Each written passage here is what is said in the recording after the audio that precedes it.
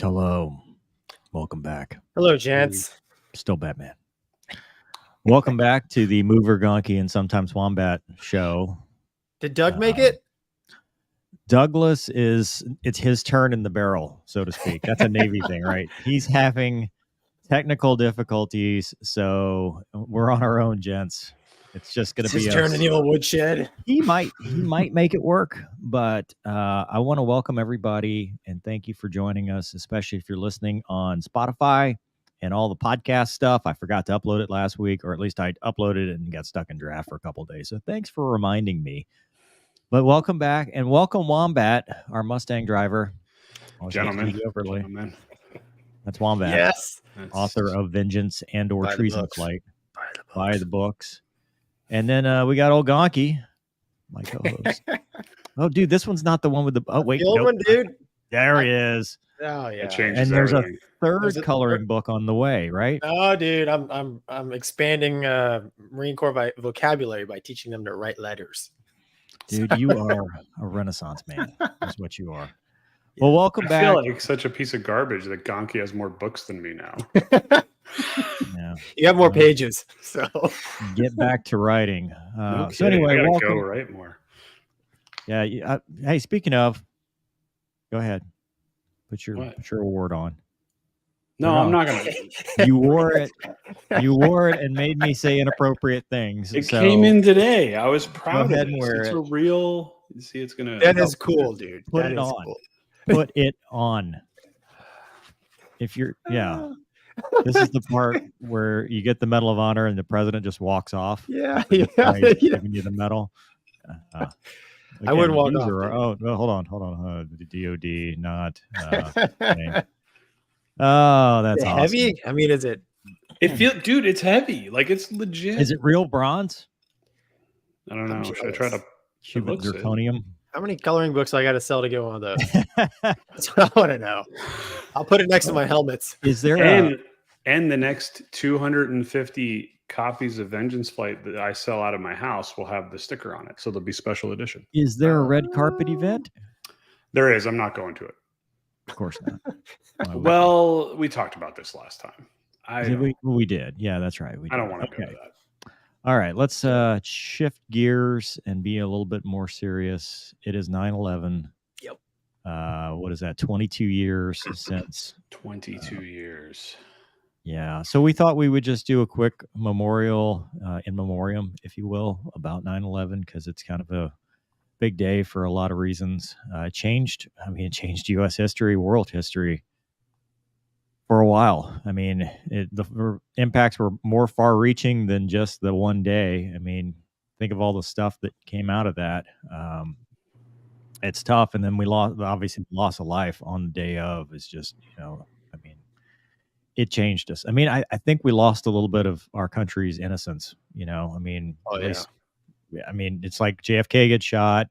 That's a big day.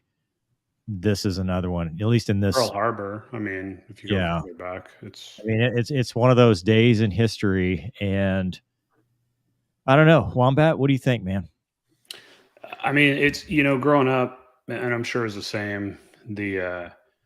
My dad or mom and dad would tell me about, oh, I remember when the moon landed. I remember when this. I remember when JFK, and I'm like, you're just old, like whatever, like just get a hobby. And then, I mean, I woke up this morning and I felt it, man. Like I remember I was at my apartment with my girlfriend and I got a call from the ROTC unit. I was the company commander, and the lieutenant who was in charge is like, hey, there's something going on, stand by. And this was A&M, right? So we wore uniforms full time. This wasn't like the part-time ROTC. Like we were always in our uniforms. And he goes, turn on the news. And my girlfriend turned on the news, and just in time to see the second plane. I mean, drop the remote. And the lieutenant was like, you need to call everybody in the ROTC unit and tell them to take their uniforms off.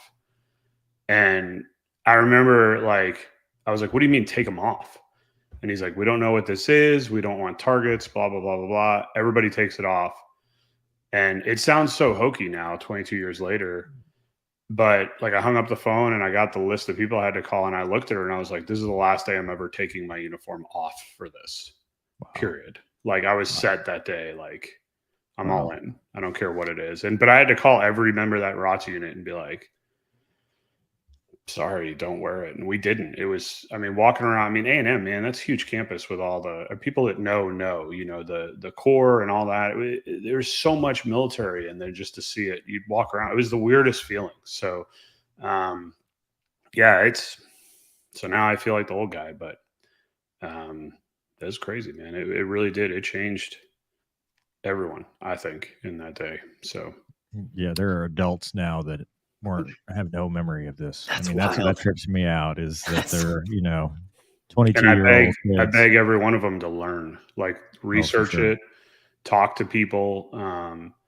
Don't be like I was to my parents, being like, whatever, grandpa. Like, I mean, it's real, because there's lessons to be learned. It just, if we don't learn from our past, we're doomed. I mean, that's just unfortunately the reality of it. So, Gonky. Yeah. I was flying twin Cessnas in Hondo, Texas. And I had already been rejected like 3 times by the military. So I didn't think military flying was in it for me. And I had an app in at American Eagle, I remember. And like they contacted me for an interview.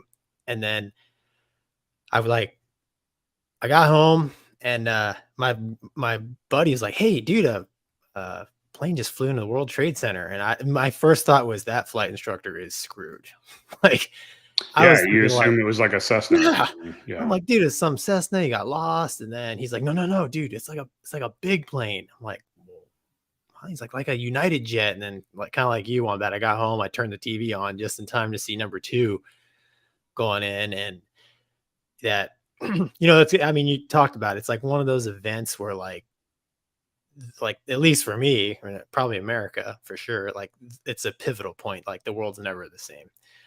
And I know for me, it, I wasn't in any kind of ROTC or anything, but I joke with people sometimes when I say, I think 9/11 happened, they lowered the standard and let me in, but it wouldn't surprise me if that was true, because I mean, Wombat, we went to flight school together, and like we're going to talk about it later with Mover here about a backlog in flight training, but there was no backlog for us, man. It was wide open. I mean, I went from I was an ensign flying the Hornet. I don't think that happens now, you know. No way. You know, I was an ensign, dude. I was in my fleet squadron for over a year as a JG. So like, you know, it was it's a very sad time because almost 3,000 people lost their lives. And what you said about adults not knowing it today, like young adults, I mean, you know, YouTube is pretty amazing. I don't even how I got on these videos, but I mean, you can actually watch on YouTube, you know, people dying. If you want a dose of reality, what happened that day. And it's pretty chilling, man, because they were just normal people, you know, going to work and you know, I mean, it's crazy, but yeah, man. I mean, I'll never forget it. Like you said, I just woke up and I just felt it. It's so strange. Today was different. Yeah. I mean, my parents talk about it. I mean, I grew up in New Jersey, right across the bay, you know. Yeah. The skyline changed. It burned forever. I remember my dad talking about that, you know, at work. Yeah. Well, he lost customers. I mean, it was. Well, they stopped. Like I was flying, right? I was flying a twin Cessna, and like they stopped flying for, I forget, like a week. Is only military allowed to fly, right? So, I mean, I remember there was a guy at the field. He wanted to give me a ride in his Stearman, but we couldn't because no one was allowed to take off. So we did, you know, a bunch of high-speed taxis. But it was such a weird. Yeah, I remember hearing stories. I've talked to guys, you know, at the current job that were airline pilots during that time, and they're like, "Yeah, you landed wherever you were told to land, and that was your layover for a week. Like, you're staying in a hotel, you have no idea what's going on." Yeah. I can't imagine. Can you imagine being up there, like pretty much like centers, like telling every single airplane? No, they were getting ACAR's message saying lock down the cockpit. Yeah. I mean, have you seen those? They're like they're floating around where they said lock down the cockpit. There's a imminent threat to every airliner. They didn't know. I mean, the information dissemination. I mean, think about that. This is 2001, dude. I mean, you know, I'm not even going to use this opportunity to make a cheap internet joke on you, but this is 2001. Like, it's not what it is today, right? There's not Twitter and TikTok and all these things. There's like everybody knows what's happening. It's a whole different animal, you know. So, but we still watched it in real time. Yeah. You know, that was I watched it in real time. You know, I was a freshman in college, so I don't have any cool stories, you know, like you guys where I was flying or doing anything. I got up and, you know, hey, check out the news. And I remember watching the second plane, not the first one, but the second plane. You watched it and it was like, is this like a movie? You know, it just did not seem real at all. And then, you know, you go to class because I was a freshman in college and, you know, we're still proceeding because everybody, you know, is like, oh, and then when the reality hits and they send everybody home, I mean, the United States stopped. It stopped. The world stopped. And the aftermath of that was, you know, the markets crashed. I mean, we lost lives, you know. I mean, you go back and watch the footage of the people that were running to the danger, the first responders, the NYPD, the NYFD, the harbor police. I mean, everybody was just going to this burning tower, not knowing that it was probably going to be the last thing they ever did, the last heroic act. And even before those stories came out, it galvanized us as a country. Yeah. The patriotism was just off the chart. You know, everybody was mad. You know, the Toby Keith, I mean, it was just we were mad and we wanted to kick somebody's ass. And what came out of that, though, was 20 years of war and a lot of blood and a lot of treasure and a lot of regulations and rules from every possible angle. Freedom's given up. Like the reality is more far-reaching than the Twin Towers and the Pentagon and United 93. It was what we lost as a country. We can't fly the way we flew back, you know, 9, 10, 2011 or 2001. We can't you know, our what the government knows about us is far greater than what it was the day prior. The amount of mental health problems from war is far greater, and we'll get to that later about, you know, the shirt you're wearing. It has crippled a lot of people, a whole generation of people that went and fought for their country in a theater that no one knew about really in the mainstream prior to 9/11. So it's more than just that. And I remember, you know, 9/11 was a big day, but I remember the 10th anniversary. I sat alert because they were so afraid that the 10th anniversary was going to be a thing. And I remember sitting alert down in Homestead, air sovereignty alert, you know, with armed up F-16s. And I remember thinking, you think back to that day, you think about Lucky Penny, you think about the pilots that took off unarmed in some cases. You know, it was unheard of. It was unthought of to go, am I going to shoot down an airliner today? You know, even today, I mean, obviously it gives you pause, but people know. I mean, we know that that's a possibility. But back then, that wasn't even, I mean, it was the hijackers hijack for money or to get some political prisoner released or whatever. It's a bomb goes off. We had no idea. We had never, I mean, there's studies if you go back where they had actually looked at that stuff, but they had never really thought it was realistic. And then it happens. And we got scared as a country. And I think we're still scared today.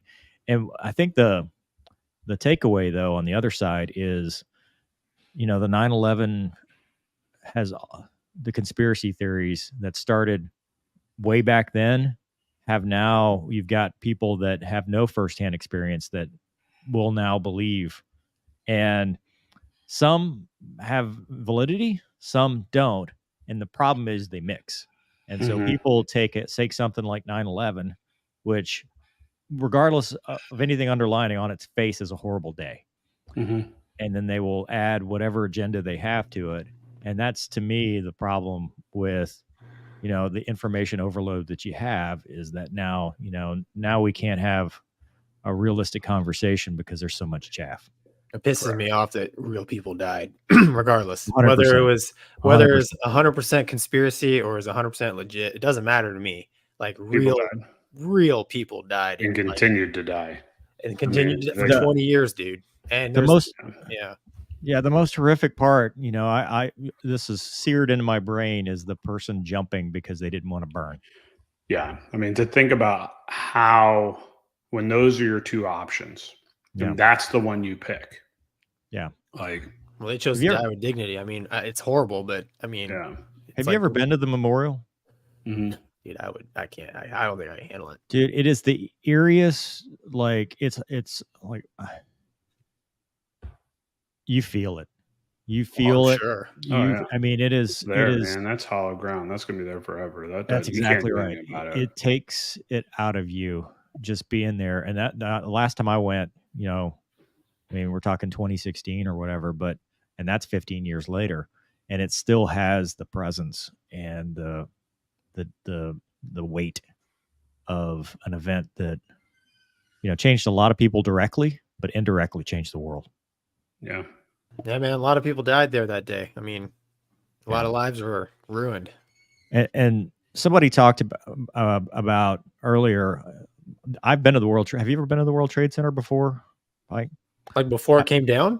Yeah. You were there before it came down? I went in 1995, right after the first terror attack. Yeah, the first bombing, because parts were shut down, but there was never a fear. So, you know, I guess the bombing happened in the parking garage or whatever. They tried to bring it down then, and it was unsuccessful. And then there was never that fear. Like, that event did not cause the fear that 9/11 did because of just how huge of a tragedy it was.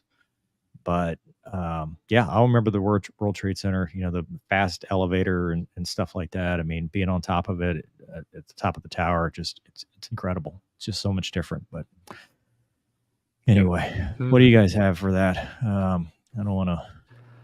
No, I implore people to keep learning, you know, things. Don't get our country to a place where we have to experience that again.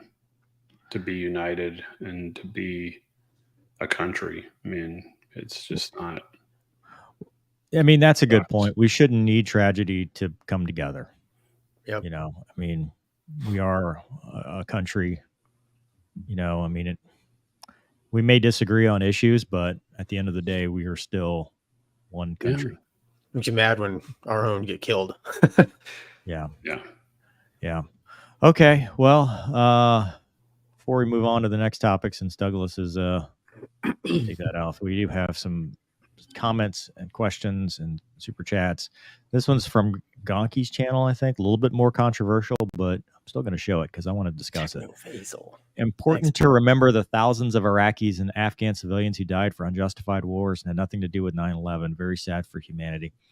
So, yeah, man, sorry, go ahead.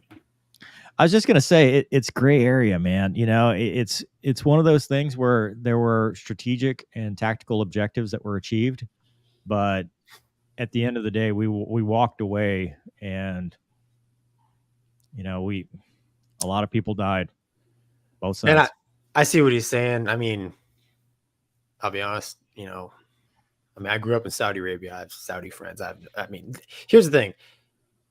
I've lived all over the world, and people everywhere are basically the same. They just want to have their families, provide a good life. It's the freaking governments that get in the way and ruin it. Yeah. But I agree with him, man. There was, I would say, in war, on all sides, even the Ukraine-Russia thing right now, there are just people who are just trying to put food on the table and create memories with their families, and they're just caught up in these terrible scenarios in war. And you know, it's ruined. War is, maybe I'm getting older, but like yeah, you know, it's the last means of handling a problem in my mind. Dude, that's a good point, because I remember that time frame, especially it going into 2003. I was gung ho. Oh, yeah. I wanted war, and I wanted to go to war, and I wanted to be a part of the war. And, you know, I was ready. Let's go kick Saddam's ass. In fact, you know, my love of making flying videos came from that time frame, because, you know, that's when dudes were making kick-ass, you know, F-16 bombs over Baghdad, that song. Yeah. You know, I mean, that's when it was, you know, because that gave us power. And I think that's what it boiled down to, was we felt hopeless. We felt like we could not, like we felt like victims, as rightfully so. And as a nation, our response was, let's go kick somebody's ass and let's make it, you know, because that's what we're good at.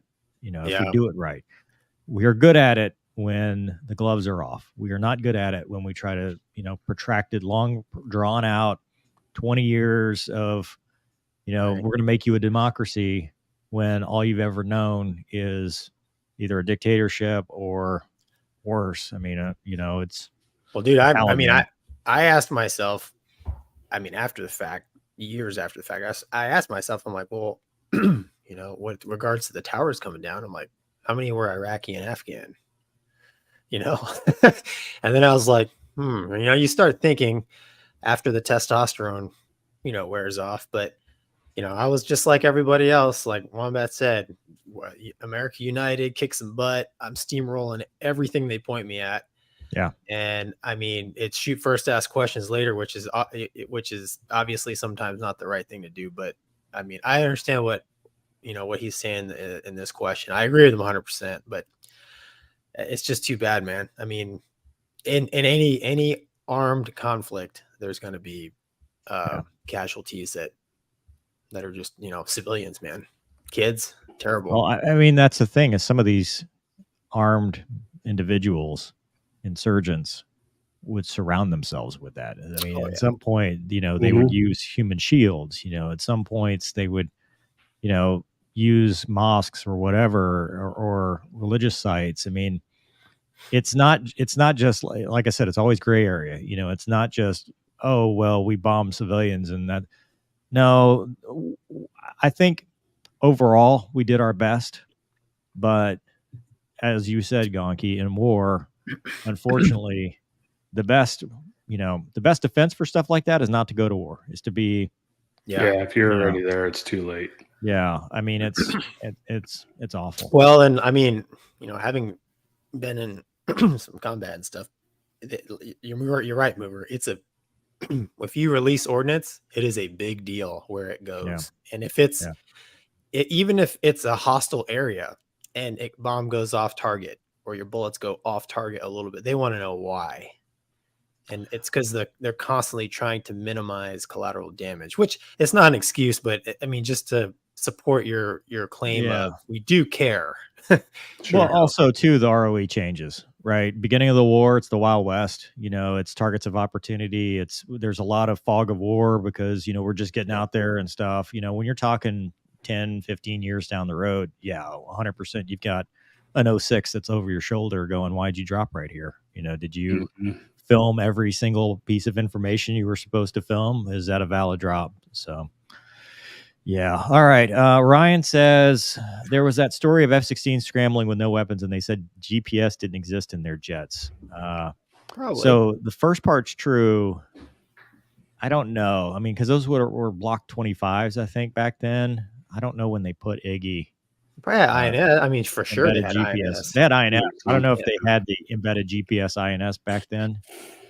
Probably should have, because the Block 40s and 42s had it. So I know maybe. In late 04, when I started flying Hornets, it was 50-50 in Hornets. Because Iggy, because the alert jets, the guys that scramble were guard mostly, because that's who's doing that mission. So it would have been like a Block 25, Block 30. I just don't remember when they got Iggy, so I'd have to look that up. But it's a good question. But even still, they're getting vectored and radar. I mean, it's not like they need the GPS all that much. They could navigate. Back in the day without GPS, it was possible. Tim says, biggest events in my life: Kennedy in Dallas, moon landing, Berlin Wall coming down, and 9/11. 9/11 still gives me chills. Oh yeah, weekly donation to retirement fund and Wake for Warriors. We'll talk about how to donate later, but wakeforwarriors.com, right? Or .org? Org, I believe. Eric says, of the 343 FDNY members we lost, 6 of them, it was their first day on the job. And their first man. That's crazy. I did not know that. Thanks, Eric. Wow. I think you rise to the occasion. I mean, there's nothing you can say except, thank you. We're a grateful nation, grateful community. I think on that day, we were all New Yorkers, and we were all, Pentagon and Flight 93. I think we all were in some ways connected to every single person. Oh, yeah. Which sucks that it's tragedy. David says, love what you guys do. Keep it up. Thank you, David. Thanks, Dave. Janitor is back. Janitor. Hey, man. U.S. Open interrupted me watching the Mover and Gonky show live the last 2 weeks. Glad Wombat is recurring characters back on the show. Now it's football. It's football. And then Techno Faisal says, love 3 of you guys for the honest reflection. Thank you. Thanks, man. Like I said, it's always gray area. So moving on to our next topic. This one is for you, Gonky. Switching gears. Well, no, I thought since Wombat was coming on, I thought we could talk about. So we don't have. Where's the LSO platform? Right. That's exactly. And you know what's funny? I tried to find out. I did a little research on, do the Chinese have LSOs? And I couldn't. I couldn't. Wouldn't they? Would they just wing it? Why wouldn't they have LSOs? What if it's all just magic carpet and they don't understand remember the LSO for us came back from our history of doing this for forever, right? I mean, if you were to start today, could you make an argument you don't need an LSO? It depends on. I've always said I don't need one, but that's because I'm arrogant. And that's not what any of the LSOs replied. No LSO who's waived me would agree with that statement. But we don't have Doug in his soft voice to read this, but I'll just summarize. I think you should just summarize it. Yeah, I'm going to summarize it. It's your article. You tell us about it. So obviously, carrier aviation is always intriguing to me. And the Chinese, this is their 3rd carrier. The first one they got from the Russians. The second one they built themselves, which was very similar looking to the Russian one. This is their first non-ski jump carrier. It's Kitty Hawkish in size, and basically the article says it should be ready by 2025 for sea trials. But this is the first time I've ever really kind of dove into it. And Wombat, they've got electromagnetic catapults on it. Neat. And there's only 3 catapults. And when I first looked at that picture, is that an angled deck? No, I don't think it is. Not Right? the way that it's angled in the in Right. ours. I Is mean, it's that- hard to really say because you don't have landing area markings. 1,000 feet long, dude. Is that Yeah. how long a real one is? Yeah, so it's about like the Kitty Hawk, because it's also it's non-nuke. So it Super. yeah. What does it run off of? Hopes and dreams? Yes, that's why it's at anchor right The now. tears of the worker party? Like what? It's got gas turbines. Like, yeah, it's like the Kitty Hawk, man. The But tears of the work. It's a row carrier. They just yeah, it's got It's- we need more I wind mean, over the well, deck. if Row you harder. read the articles now, the wind is coming back. Wind, they've just rediscovered the power of sailing. Yeah, So- I did. That is Well, pretty this cool. thing- I've seen that meme where thing I don't was see. 80 It's hard to tell in that picture, but I don't see how right. it can So be an angled deck because it's yeah. a straight side. It does not look angled to me, but Right. Good. I'm So- not a Navy man. I'm a huge Well- fan of that for them. But- Wombat, what if it's because they're that good? They're not. So Sorry. yeah, dude, they're it's not. non-nuke. And this Dude, one bolter and you wipe out your whole Air Force. It's like, well, it's I guess my not- question, I mean, Mover, you could even chime in, is like, I mean, I this is cannot. this is This a is not real my expertise.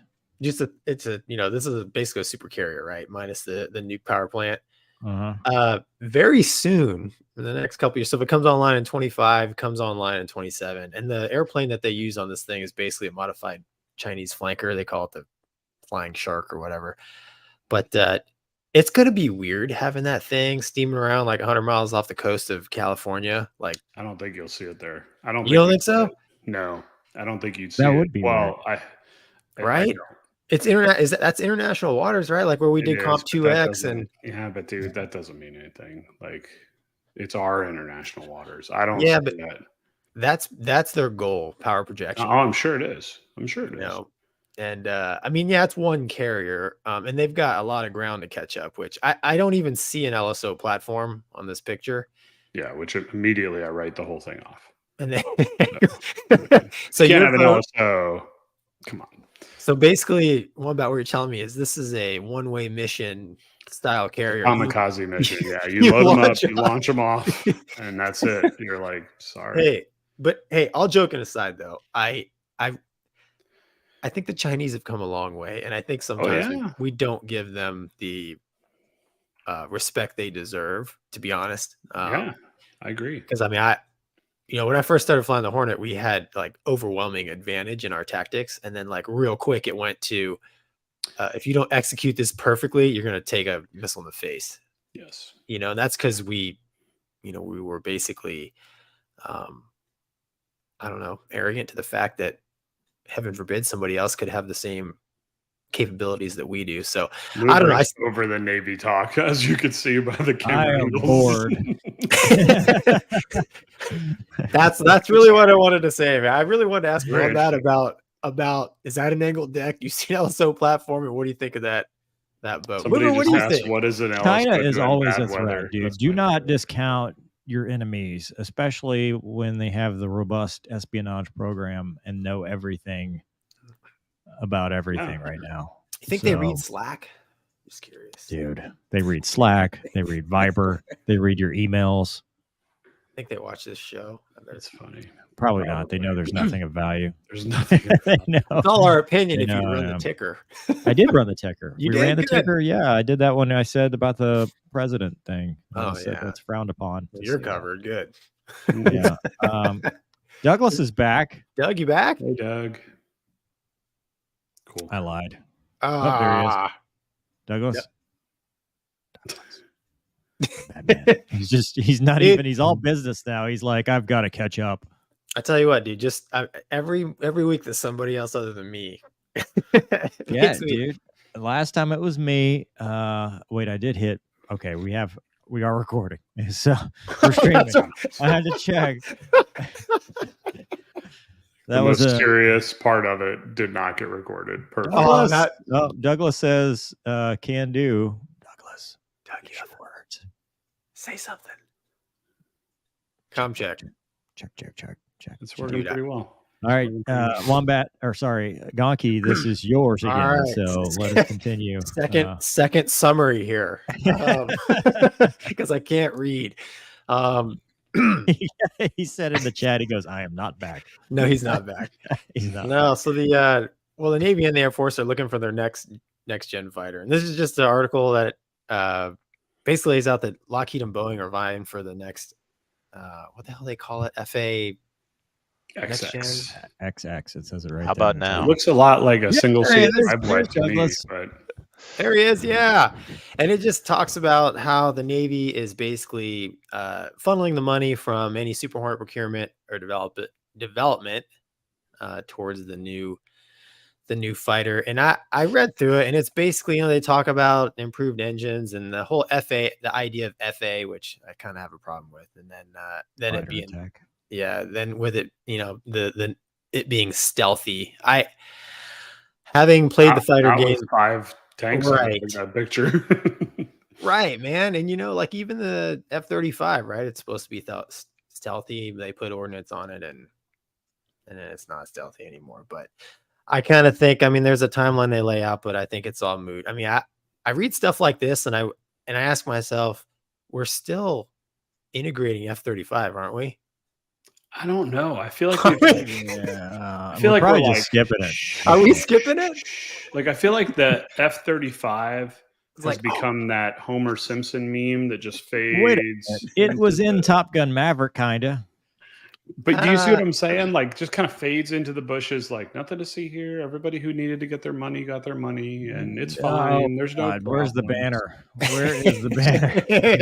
Especially, it's really only Wombat that says these things. Please, pretty much. He's making me say these things, but I'm retired. I don't care. I don't know. And Mover, you're going to talk about some stuff here pretty soon. It's like, where does, as far as fighter development goes, like, okay, if the shot ranges start getting ridiculous, like you just never take off. You launch from the ground. Right. That's what I'm saying. Just a HIMARS now. Right. And if AI starts getting a little smart, it kind of starts getting smart. The thing is smart. Right. And it kind of dawned on me that, probably my thinking of the perfect fighter is probably old. You don't say. You don't say. You're thinking of the perfect car as an 89 IROC. So you're a little bit... thinking of the perfect internet is from 1995. Well, dude, so okay. Wasn't even my joke this time. Well played. That's what we call the old T-ball. Yeah. So, Wombat, right? Even Mover. Sir. Even your show. Even me. Go on. Flying the Hornet. Start with an insult. Yes. No, dude. Flying the Hornet, flying the Viper, right? It's fighter attack. Did you ever wish that, I don't know, air to air? Fighter. Oh, dude. I would have loved that we got to do air to air for the amount of time I trained air to air. Well, my question is, every time we switch, we're going to do air to air, boys. It's like, I kind of wish that I had a better airplane for that. I'm not saying the Hornet's a bad airplane, but it'd be cool if I get up into the 50s pretty easily and really fast, and it'd be pretty cool if I had a missile. Not have a Maltese cross all the time. That would be helpful. Yeah, what I'm saying is the idea of FA is such a compromise, and I don't know, it with future warfare, can they afford to have compromise in their designs? Is what I'm saying. Yeah, I don't know. This goes back as old as, the generations prior to us that got us in Gonky, where it was, the A6 and the F-14 and the dedicated mission. And then it was like, you become the FA and it's like, you're a jack of all trades, master of none. And that's what we flew. And it's true. Even look at it from a tanker standpoint. It's terrible. It's a horrible tanker. Even a repurposed S3 that wasn't its mission was a much better tanker. Yeah, than that's what we had. So it's whenever you try to make everybody do something, you run into that issue.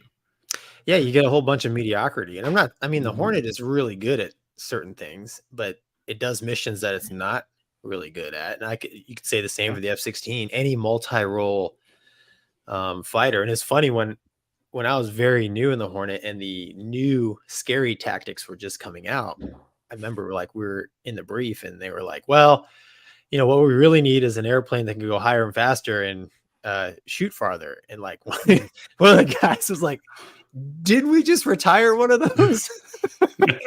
They just retired the Tomcat in 05. Like we had one of 06. those. Yeah. Like all the Tomcat guys were like, yeah, this is what we've been trying to tell you, idiots. And at the time I was like, shut it. But you go up and I try to employ some of these tactics. I'm like, yeah, it would be nice to have a real interceptor or whatever, but I don't know. Like I said, can the next airplane really be FA? I don't know. Well, it doesn't, Gonky. If history is our guide, we're gonna screw it up. No, we're gonna be talking about this new next gen fighter doing its first flight in 2055. True. We're all gonna be like, we'll forget what we're even talking about halfway through because there's other YouTube channels like that. Yeah.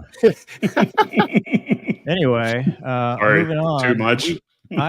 So I accidentally skipped one that I want to go back to. I don't know how to get that off of there. So. Is Doug back? Doug, are you back for Doug, real? Are you back? I am back. Okay. If you can hear me, I am back. If you can hear me. John said, thanks for such a humbling remembrance. I was in the police academy and will never forget being told of what was happening and being reminded what I was signing up for. And that is, thanks, John. Going back to the 9/11 memorial / remembrance. I think that is also a time, I do law enforcement, and that was more of a time when not only was the country together, but we weren't trying to make enemies out of everybody. There wasn't as much of an agenda because we were together on a lot of things. Were you sheriffing? You weren't sheriffing then, were you? 2001? No, I was in college. I'm talking, just in general. No, I was a kid, man. Telling people he was a sheriff in bars. That's it was like whatever. Anyway, I agree. I think, and it wasn't that we were together on a lot of things. We were together on one thing. Well, we were, but which brought us together in other aspects. First responders, we became very pro-military and very pro-first responder. Correct. Because of that, because we got to see the good in people. And I will say this, there's this troll that always follows me around and says that I'm a corrupt deputy with Harris County in Houston, which I've never been to, because I rode in a helicopter in Harrison County, which is also different than where I'm at. It's close. But I will say that, despite what you see in the media, the people that do these jobs are good people that want to help. And I think you still have the same caliber people that will run toward the sound of gunfire or run toward the danger now as you did back then. The problem is it doesn't fit any agenda. Mm-hmm. And we've lost that unity. And the people that, don't get me wrong, bad people, shitheads that do this job don't need to be in the job. If you're going to abuse your power, you abuse your authority, I don't want you doing this. You make it harder for everybody else. That goes for everything, military, police, whatever. But I think we still have the same caliber people that we did back then. We just have a 24-hour news cycle that is on steroids with the internet, which is now, the only thing that gets clicks is, you and I talk about this, Gonky. What YouTube channels get clicks? It's not us. No. No. It's whatever's the most sensational. And so that's what sells, and that's what people see, and it becomes the law of primacy.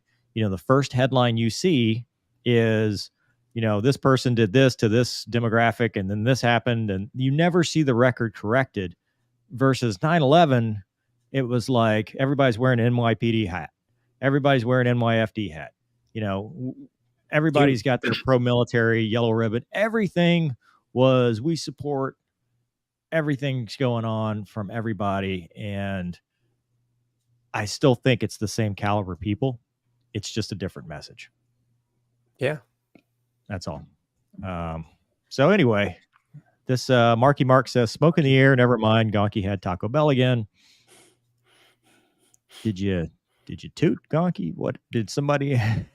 Hey, don't worry about it, Gonky. $5 is $5. Well, I'm not sure, but I'm gonna say thank you anyway. Thanks, Mark. Hiram says, if someone allowed to earn an FAA license to fly an aircraft if they are a convicted felon, no pun intended. So you can, I think you can, not an ATP, right? Because it's the good moral character. Yeah. Part of the ATP. Can you get a commercial? I don't know. I don't know you can get a private. You can't get an ATP, and you'll never get hired by an airline. Yeah. So I don't know. And then Ryan says, looks angled on other angles. So maybe the carrier has the angled deck. Oh, I hope I see. For their sake, my goodness. I looked at a couple different. I mean, there was people saying, "Oh, the deck is cracking and stuff." I was looking at all kinds of pictures of it, and I mean, like Wombat said, maybe when they finally paint them on there, it'll be evident, but it doesn't look. It doesn't look really angled like our angled carrier, but right, it's not as angled as it needs to be. There's an angle out. You'd like to be. Monty, thank you. No Thanks, message, Monty. just out of the goodness of his heart. Thomas as well. $5 is $5 for you, Gonky. Oh, thanks, dude. Janitor. Question for Mr. Bronze Medalist. I prefer award-winning. Thank you. It sounds better than bronze. You got third place. Isn't bronze like third? Dude, yeah. That's hilarious. Hey, the Intimidator was number 3. So let us remember. Also, dude, that year we lost Dale. Oh yeah, that's true. We don't think about that. We lost Dale just like when we lost Harambe. I mean, a lot of things change when we lose these popular figures. Back in the original Top Gun days, being they had 4 or 5 different type aircraft on aircraft carrier. They have different LSOs for each type. F-14, A6, no, even today, they have a team, and there's members of each squadron on each team. So every team would have Hornet guy or 2, single seat, dual seat, an E2 guy. You know, back when we had Tomcats, Tomcat guy S3, they were all on the team. So, and you learned, you know, in order to get your qual, in order to become, you know, a wing qual and all that, you had to be able to wave. You know, you start with a field qual, which means I can wave the E2 or the Hornet, depending on what I'm qualled in, at the field. And then you go to a squadron qual, which means I can wave it at the boat. And then you go to a wing qual, which means you can wave any aircraft, day or night, land or sea. And that was kind of how, that was your final qual. So, okay. Thank you. And it's not like when you live where you work, it's very easy to find an LSO because it's not like we're out at the bar. Because of the one eye. Yeah. Yes. You just laid out the training plan for the Chinese. Congrats. Yeah. Good job. Views are only Wombat. That will fix it. The angle deck, not important. Make sure you have Oakley sunglasses and no head protection. You got to have the thing too for the, or is that Top Gun where they put the Oakley sunglasses where they can hang them? I never did that. I lost a lot of sunglasses though. But we're off the rails. I have not read this report, so good luck to us all. But this came out, a Dassault Aviation Mirage F1 in Panama City, February 25th, 2021. I remember this day. We were at Eggland back then.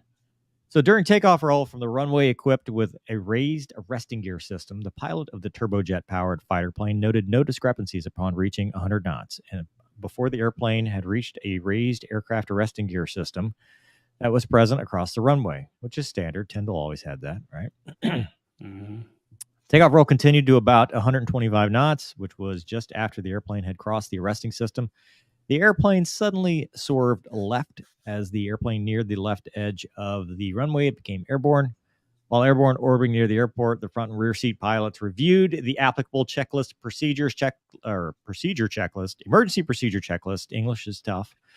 Discussed possible system failures and had pilots from another airplane provide a visual check of the accident airplane's landing gear. Based on the information provided and lack of an enunciation of any problem with the nose wheel steering system, the pilots attribute the sudden swerve to an issue with the left main landing gear. Although there was some discussion about a hard over of the nose wheel steering system, the pilot left it on, planned to turn it off if the airplane veered during the emergency landing. The It burned down fuel and then landed on the right side of the 200-foot wide runway. After touchdown, the airplane veered to the left, traveling off the runway and onto the grass infield. The nose gear collapsed. The rear pilot initiated an unannounced ejection.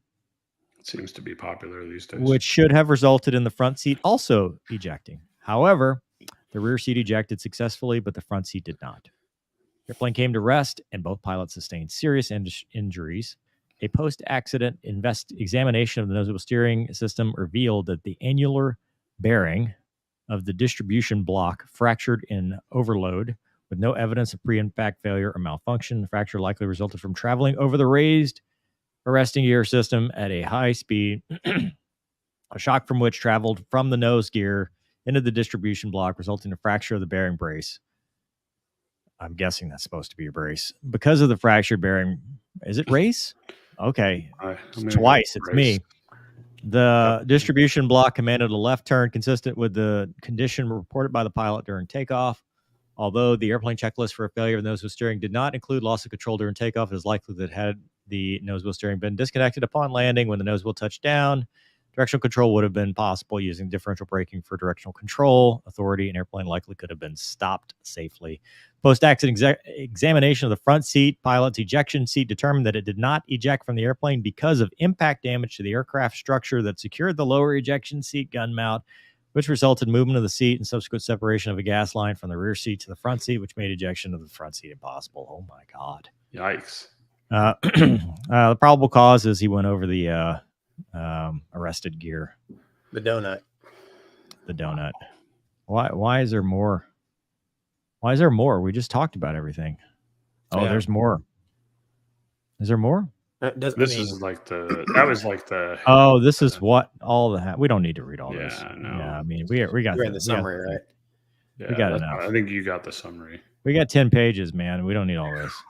No, basically, hit the donut, broke the bearing. Well, previous similar event, according to the operator of the accident airplane in May 2020, an industry competitor flying a similar make and model experienced a loss of directional control during takeoff that was attributed to having traveled over a raised arresting gear system. As a result of the event, the operator of that aircraft prohibited crossing raised arresting gear systems with nose wheels at high speed. The operator of the accident airplane was not aware of the event. And so now they say don't do that anymore. NTSB did not investigate that first event. It said in there. That's interesting.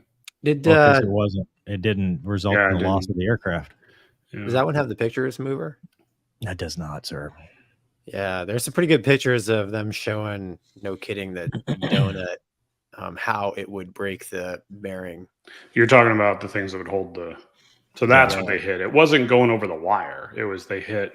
He hit the donut and the shock wave, the shock from that. Unlucky day. Yeah, so just this past week I was at drill and I was talking to one of the greatest air-to-ground A-10 pilots I know, and he was flying the MU-2 that day, and he said that they chased the Mirage because they had directional control problem, and like airborne it looked fine. And he said the MU-2s landed, and those dudes landed behind him, and they got out of the MU-2, and holy cow, they ejected, off the side of the runway. But what wasn't the guy? Now this is pure speculation. So again, that's where this gets good.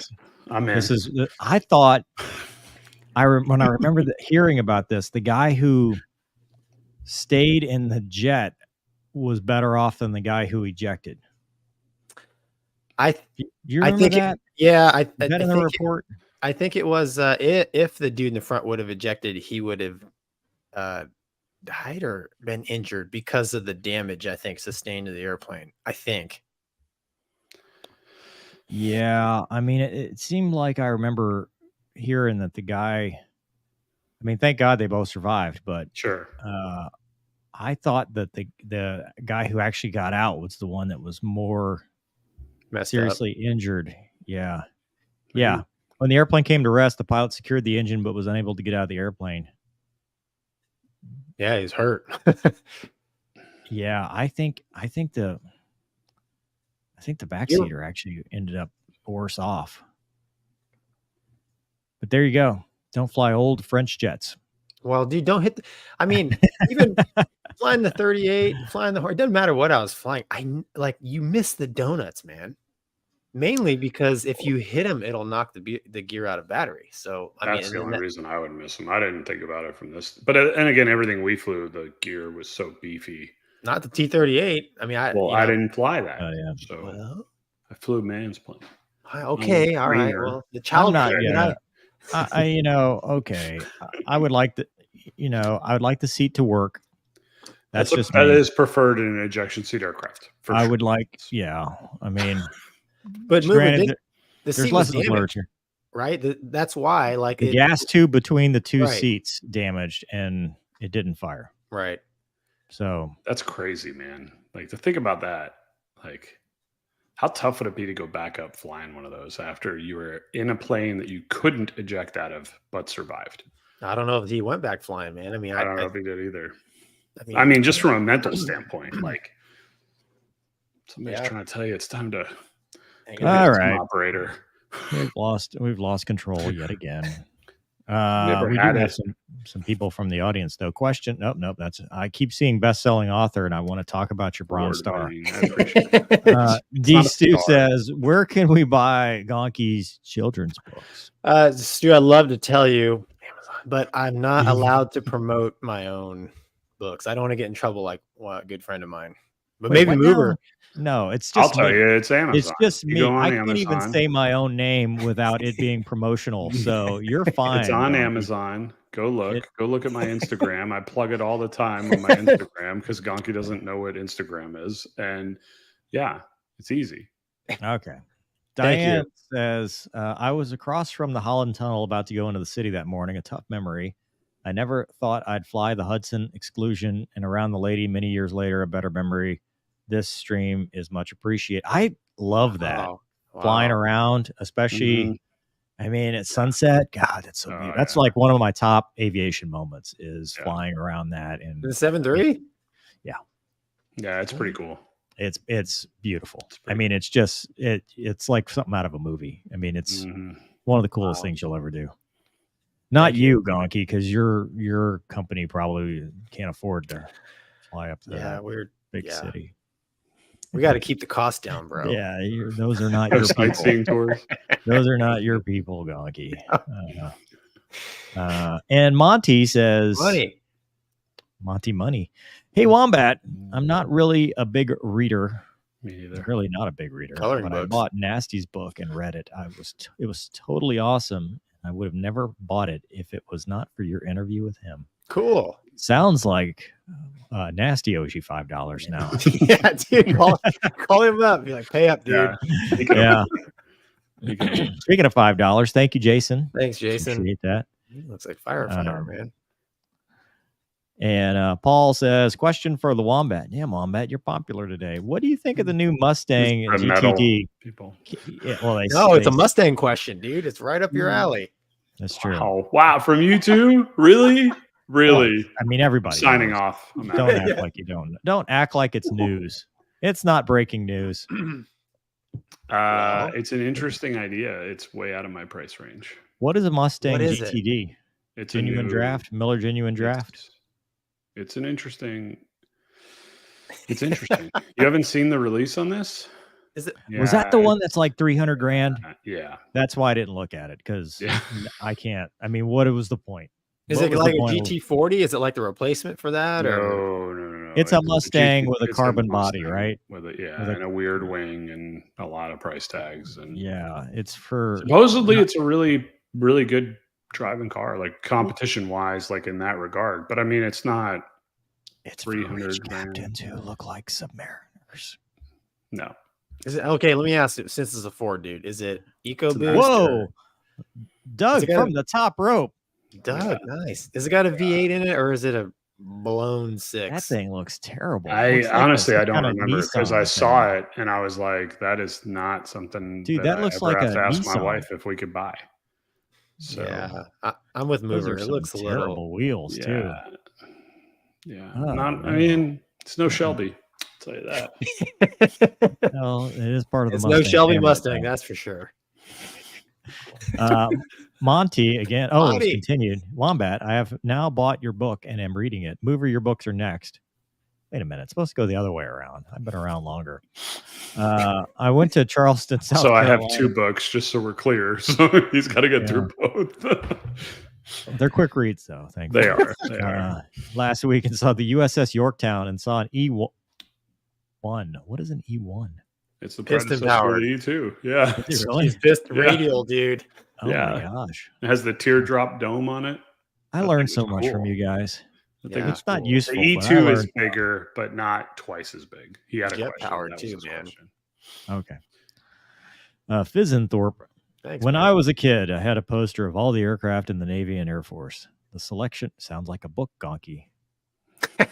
Okay, wait, let me get my. The selection was huge and beautiful, so to speak. Definitely now we not have talking one about Gonky airplane anymore. from one contractor for everybody for every mission. The F-35 we have devolved. That's not a question. That's a statement. Again, views are this guy's and not representative. Yeah, he's right. I read an article. I almost brought it up because there was an article. The Czech Republic, right? Are they still a republic? The Czechs.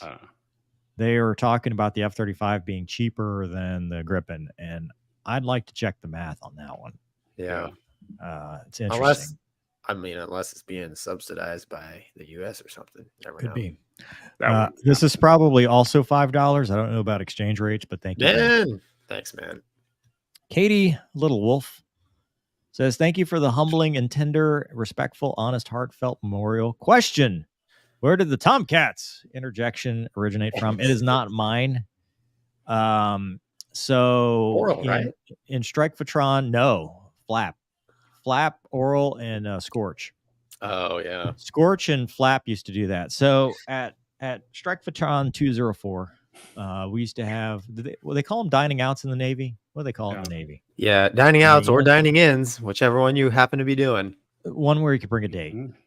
Both. You can't bring a date to a dining in. Dining out. Yeah. Dining out. So anyway, Gonky never had a date in his defense. So y'all used to make fun of me and say that my date was like a PR1 or whatever because they're like, oh, was she even old? Never mind. No, it's because your date was Stoner's date, the previous dining out. That's true. That is a thing that happened. Actually, it was the other way around. Actually, it was. She's good looking. Flip flop. She was okay. Doctor. Sorry. She was like some neurosurgeon or something. Yeah. He's married now, so I know. Now it's just me. Lost. We're off the rails again. Oh, yeah. So they would yell Tomcats, and you got Tomcats, and because they were Tomcat guys in a Hornet squadron. Correct. And I just copied it because I did the DCS Tomcats one time, and I was like Tomcats, and whatever. And it stuck. I like it. It stuck. And now people think I did it, which I will not take credit for it. There you go. Speaking of dates, Gonky, how hard is it to be married? I'm gonna I'm not gonna deflect this to Wombat and be on cruise in the Navy. I was not married when I went on cruise, and I told myself I cannot be in active duty and be married because I saw how hard it was. So to speak. That's right. And it is very, very hard on marriage. That's all I have to say about that. I'm 0-for-1. I'm not an expert on this either. So yeah, I was gonna say, isn't that kind of a sore subject for you, Wombat? Not sore, just not something. It's part of life. So yeah, it's tough, man. I mean, you're gone, and the hard part on the boat is it's like they just shut down comms, right? When it's time to move to the carrier, like they just shut everything down. You can send emails all day long, but they just go in the old outbox. And they sit there. And then I can't tell you how many of my friends were like, man, my wife's pissed at me because I was supposed to email her and blah, blah, blah. And we're supposed to meet in port, but now she can't because I didn't. I mean, it's like, it's already stressful. And then logistically trying to maintain some semblance of a relationship with your significant other even is hard. So no bueno. WWE Raw, which I think is wrestling. Wombat, awesome. Was that you that replied to my comment about Airboss voiceovers on Facebook? Didn't know if it was that actually you. Is there an imposter Wombat? No, it was me. It's so cool. Any updates on getting Wags in a full motion? Thank you. Yeah, what happened to all that? You promised a lot of things. It was me. Okay. Yes. And I'm working it. We've already been told. The problem is we can get him in one out by where he lives, but it's a 7.3, and that's not really conducive to the situation. So if he can get out to here, then yeah, easy to get him in. Piece of cake. Okay. AT, thank you, but that's because his last message was waste of money, brains, and time. Damn, that's hurtful. That is not what Wombat stands for. No, it's not. And you know, Wombat has feelings. Not what he's Wombat, not Honey Badger. Wombat does care. Wombat does care. What it actually stands for is worse than that. I'd take Wombat that. Actually, gets his feelings hurt. So please let's not be mean to the Wombat. Yeah, and it's all caps, man. You can't spell it wrong. I know. People do it all the time. People do it all the time, but it's all caps with an exclamation at the end. And there's only one O in mover. unless I'm texting him. No, then you add a B. Well, that's because people call you Gonky. Yeah, it's 3333444. I love it. Exactly. Let's see. The janitor is back. $2 so Doug can have a small camera square. I don't know how to do that. If I could, well, I mean, I guess we could do something like that. That's not Brady, but too close. Eesh. Now it's just you, Gonky. Eesh. I'm getting old. All right, and we'll have to figure that one out. And then Gonky, sorry, man, got nothing for you, but $9. I do like people love trying to figure out these call signs. Like, I'm the only one that's honest around here. You boys, or whatever. Well, that's because based on our 3 call signs, yours the only one that you can be honest on. That's bull. No, dude. I know why you're. I know your call sign. That is not. Well, no, it just becomes so much folklore to it now that I can't say it. But yeah, Gonkies. Correct. I mean, that'd be it would be the Mover and Mover show.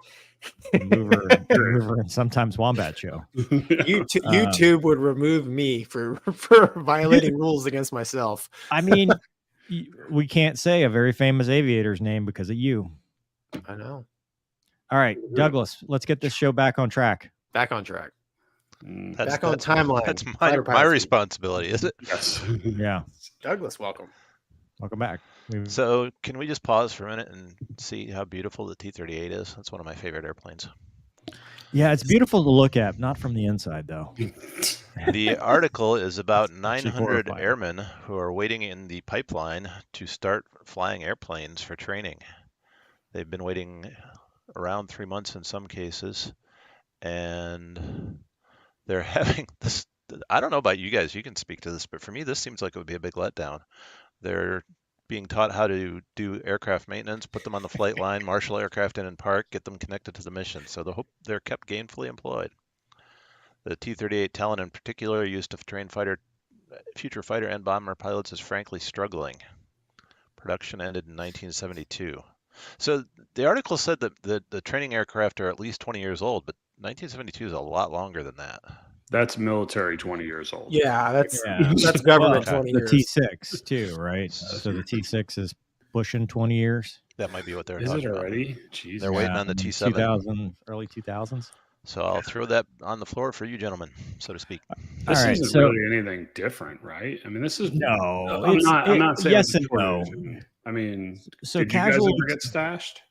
Casual lieutenants are no. I was a reservist, so I chose. Gonky, did you get stashed before you started? No. So casual lieutenants are a thing because I've got buddies that I went to pilot training with. That we can take that down, Douglas. I'll move it for you. I went to UPT. Deuce was one of them. He actually hung out with the aggressors at Nellis, and that was a very common thing back then. Mm-hmm. Where you didn't. Now I'd never heard of PA, and usually they try to keep you some flying related thing, but it doesn't surprise me. And actually, I'm not going to say it's bad that they go to maintenance because you're not flying. Go learn about the people. That way you appreciate the jet even more, and it gives you that breadth of experience, the depth that you need to be a good officer. So I'm not opposed to that. What I will say, and this is the thing that pisses me off about this article, is that the T-38 was outdated 40 years ago or more. It never was, it's a Century Series trainer, so F100s, whatever, small wings.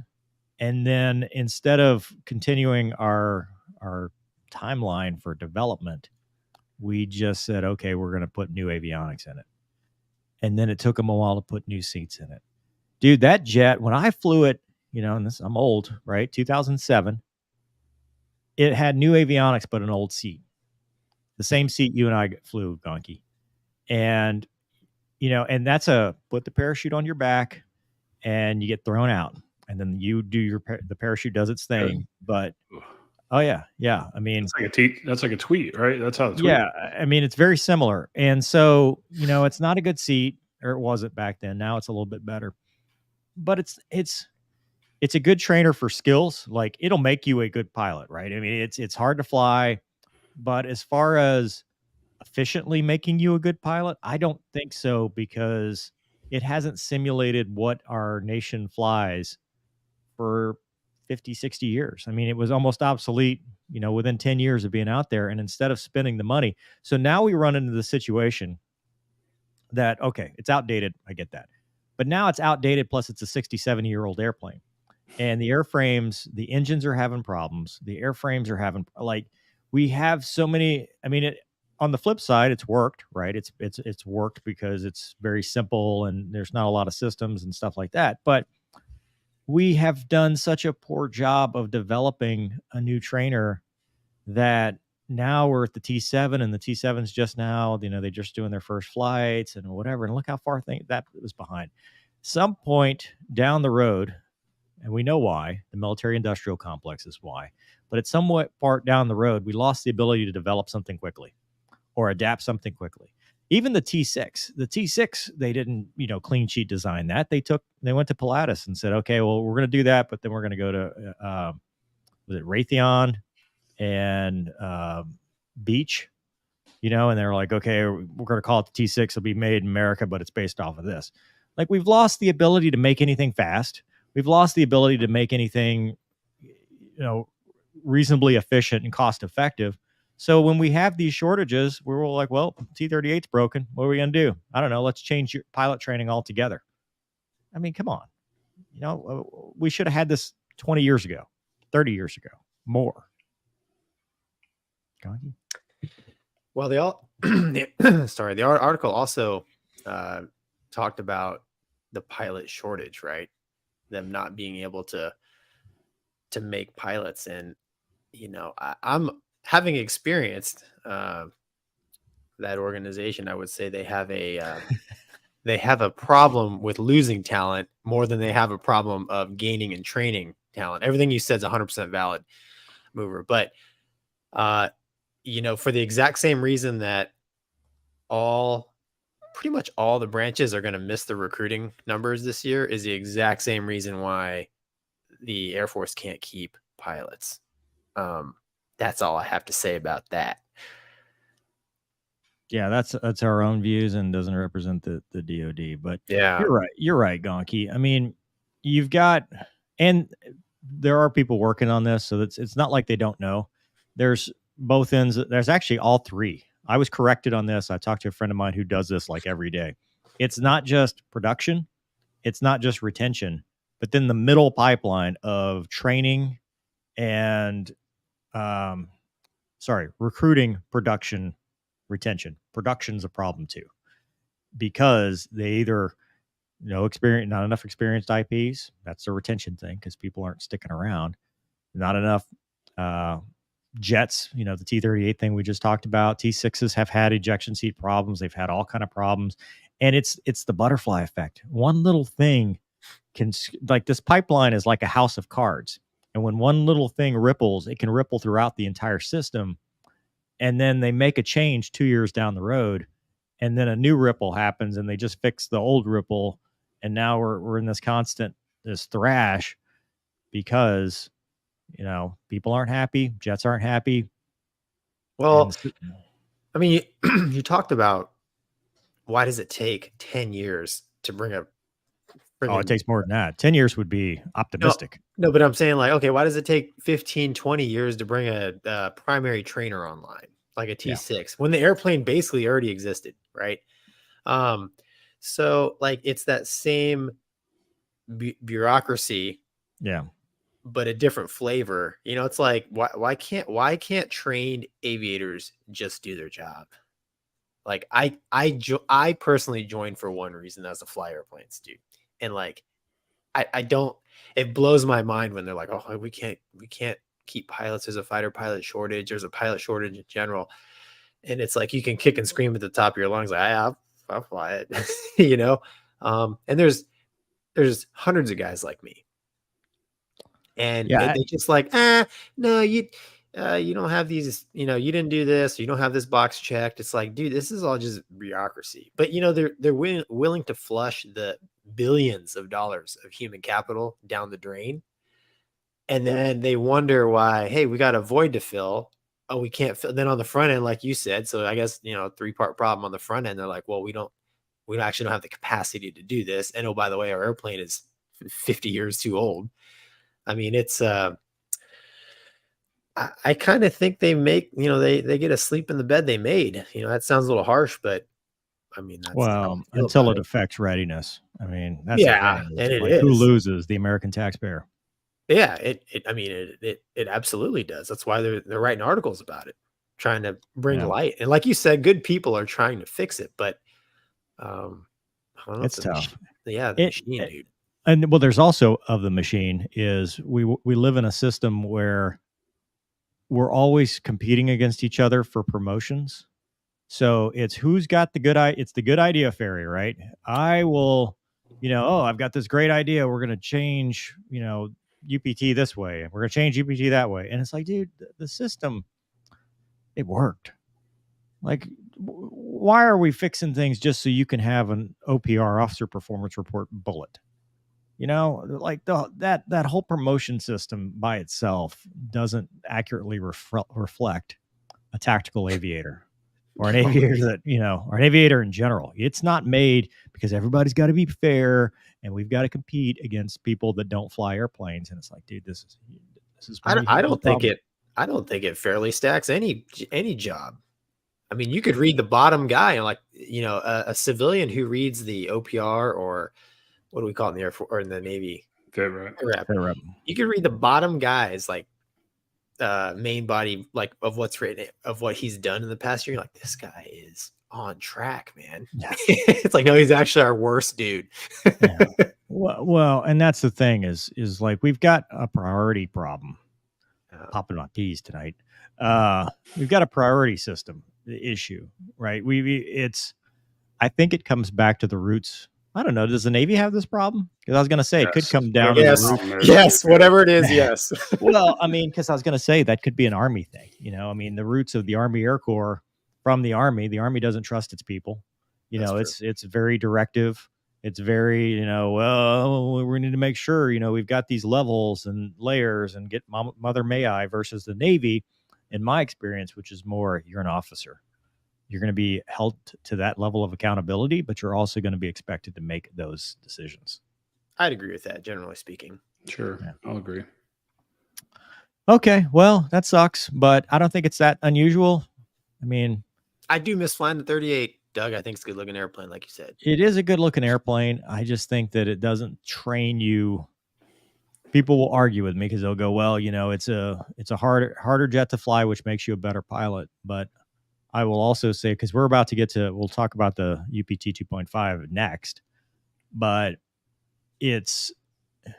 I think in the progression of how you're training, your most difficult trainer should be the, you know, early on. And then by the time you get to advanced, it should be more preparing you for the next jet. So you can go solo your F-35.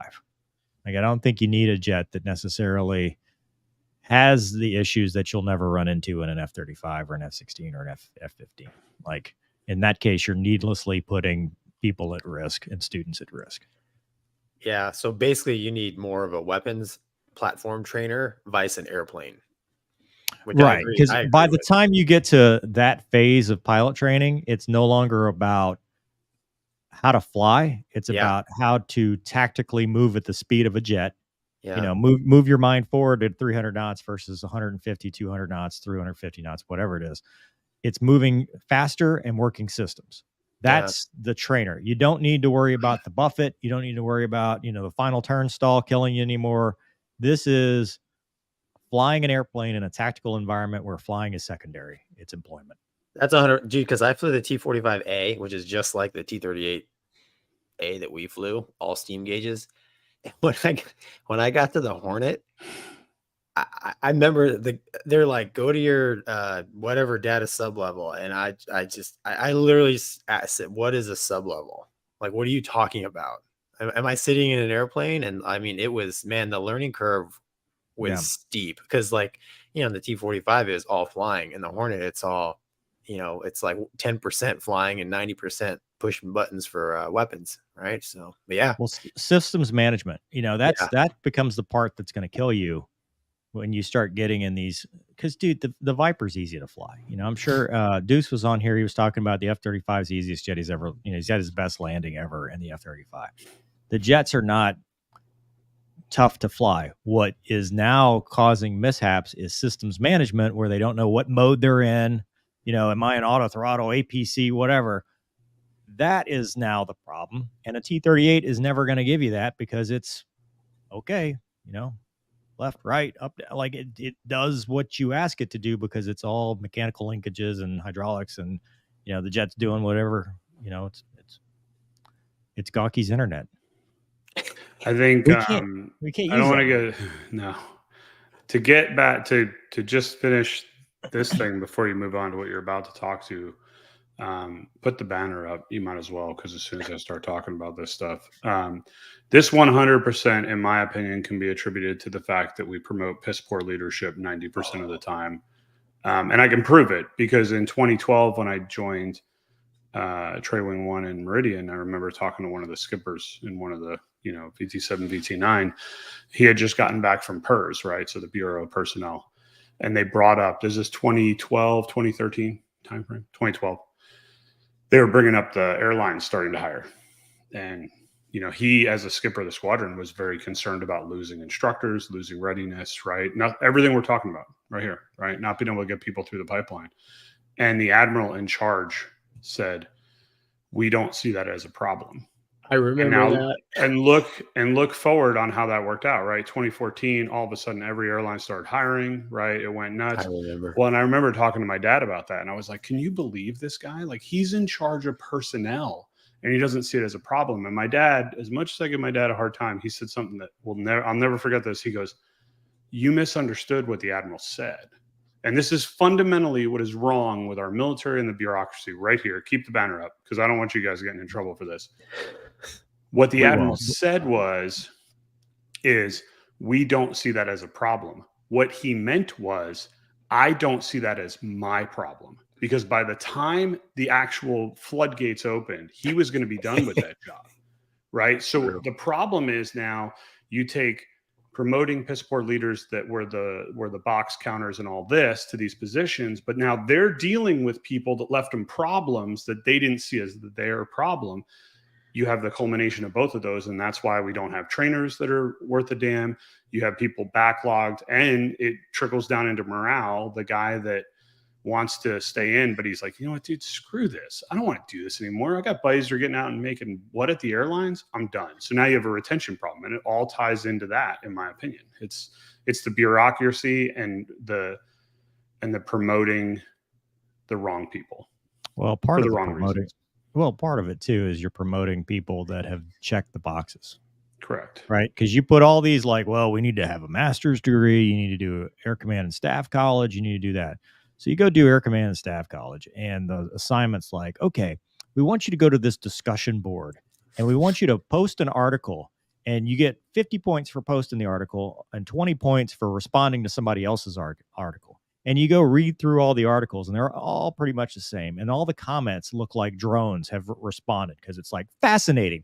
You said this, and I think this is great. And then the next guy, that's interesting. You said this, and I think this. That's fascinating. Like, it's like you have to use this word salad of stupid stuff. And it's like, where's the critical thinking? where's don't the have it anymore. It where's doesn't the exist. actual leadership of, hey, here's how you deal with an airman with a mental health issue, with a mental health crisis. How do you deal with somebody who's suicidal? How do you deal with somebody who just had a problem at home? Because you're a babysitter when you become a commander. You're dealing with 100%. all the problems of your people to try to keep them going. You're dealing with the strategic and tactical levels of, how do I keep my squadron ready for the fight? How do I keep the airplanes flying? How do I keep my people motivated? How do I keep them wanting to do that? Not, is China our next existential threat? No, the squadron commander, dude, that's not in your wheelhouse. And whether or not you think an article is interesting or not, who cares? Teach me how to deal with people. Teach me how to lead as a servant leader. Teach me how to lead from the front. And that it becomes the problem, because we don't have enough servant leaders. We don't have enough people. Nobody even say, knows what that means anymore. Well, They have that's the thing is, screwed that so poorly. Think of the best squadron commanders you ever had. They were the ones, or skippers or whatever. They were the ones that could stand up in front of a room of fighter pilots, and at the end of whatever they said, you said, I'm going to follow that dude in a combat, or chick, or whatever. 100%. Ma'am, whatever it is, I would follow that person through the gates of hell, because I know they're credible. They are, they're not going to take me down a rabbit hole that's going to get me killed. And if they do, it's because it's the only way, and that mission has to be because that's mission it. failure, mission success. Yes. You're absolutely right. Correct. I think we just have lost track of how to find leaders in general. I think it permeates because we don't train any leadership. Well, it's not just the military though; it's everywhere. It's 100%. everywhere. Everything. Everybody's so afraid of hurting everybody's damn feelings. It's ridiculous. I don't care. Sorry, we got to a rant. It has nothing to do. All right, Douglas. Actually, you know what? Let's see what the kids at home are saying real quick. Chocolate sandwiches official gave you 2 Wombat bucks. Oh, it's me. Mover. If you had to fly one forever, A4, F1, A4, dude. Hold it. Yeah. That's not even. Although I am a little tall for it. I've heard if you're over 6 feet, it's a rough. You're not over 6 feet. I'm 6'1", dude. All right, whatever. Me too. You are not. I'm taller than you. The more you guys talk about. This is awesome. David, speaking of leadership and servant leadership, we're going to go back to being children now. The more you guys talk about Gonky's call sign, the worse my mind goes, as it should. And you're nowhere near what it actually means. Yeah. You'll still be offended, even at the worst depths of your mind. You'd hear the internet go silent. Currently waiting for, was that Army Reserve MEPS to clear me to actually go to MEPS for this board. Deadline, going to be a photo finish. Wait for the March board. AR MEPS? Arkansas MEPS? It could be Arkansas MEPS. Could be. For the Guard? Yeah. Keep trying. Well, if you miss the March board, don't give up. There's going to be a board after March. Yeah. Good luck, though. This says, was at a local air show. Got to see a Boeing P-8 Poseidon, aka 737, up close and talk to the pilots. Wombat, Gonky, you guys ever train with one? Pretty cool plane that can drop torpedoes and fire harpoons. Yeah. No, I haven't. They replaced the P3. That's about all I know. Flying a 737 sounds, oh boy. Yeah, I think they fly around the low. Harpoons, torpedoes. Technophasal back says we're not ready for any serious war. We would lose. We never have been. I don't think we won one. Oh, here we go. Tim says maybe if we weren't being led by legit morons from top to bottom. I know. DOD blah. I can't comment on that, but thank you, Tim. Bro. Yeah. Nathan says America's never been ready for any war we've gotten ourselves into, and we've done pretty well for ourselves, so I'm not worried. Have we though? Depends on what the bureaucrats in Washington allow to happen. What's the definition of pretty well? Killing tens of thousands of your own people for no real reason? I don't know. Okay, now, Gonky, that's a yellow light, dude. Is it? Dang it. That's also way yellow light. That was angry. That is the answer. That was angry. Janitor says, I grew up watching the T-38 T-Birds, best T-Birds. Those are the ones that actually had the mishap. Mover and I have flown one of those jets. We have. Yeah. No, I'm dead Not serious. the mishap ones. Not one of the mishap ones. One of the. No, one of the Thunderbird jets was in our squad. Did you have to wear a tighter flight suit when you flew it? Plexi, which I think is an ongoing joke, right? The whole Plexi. Yeah, Plexi's.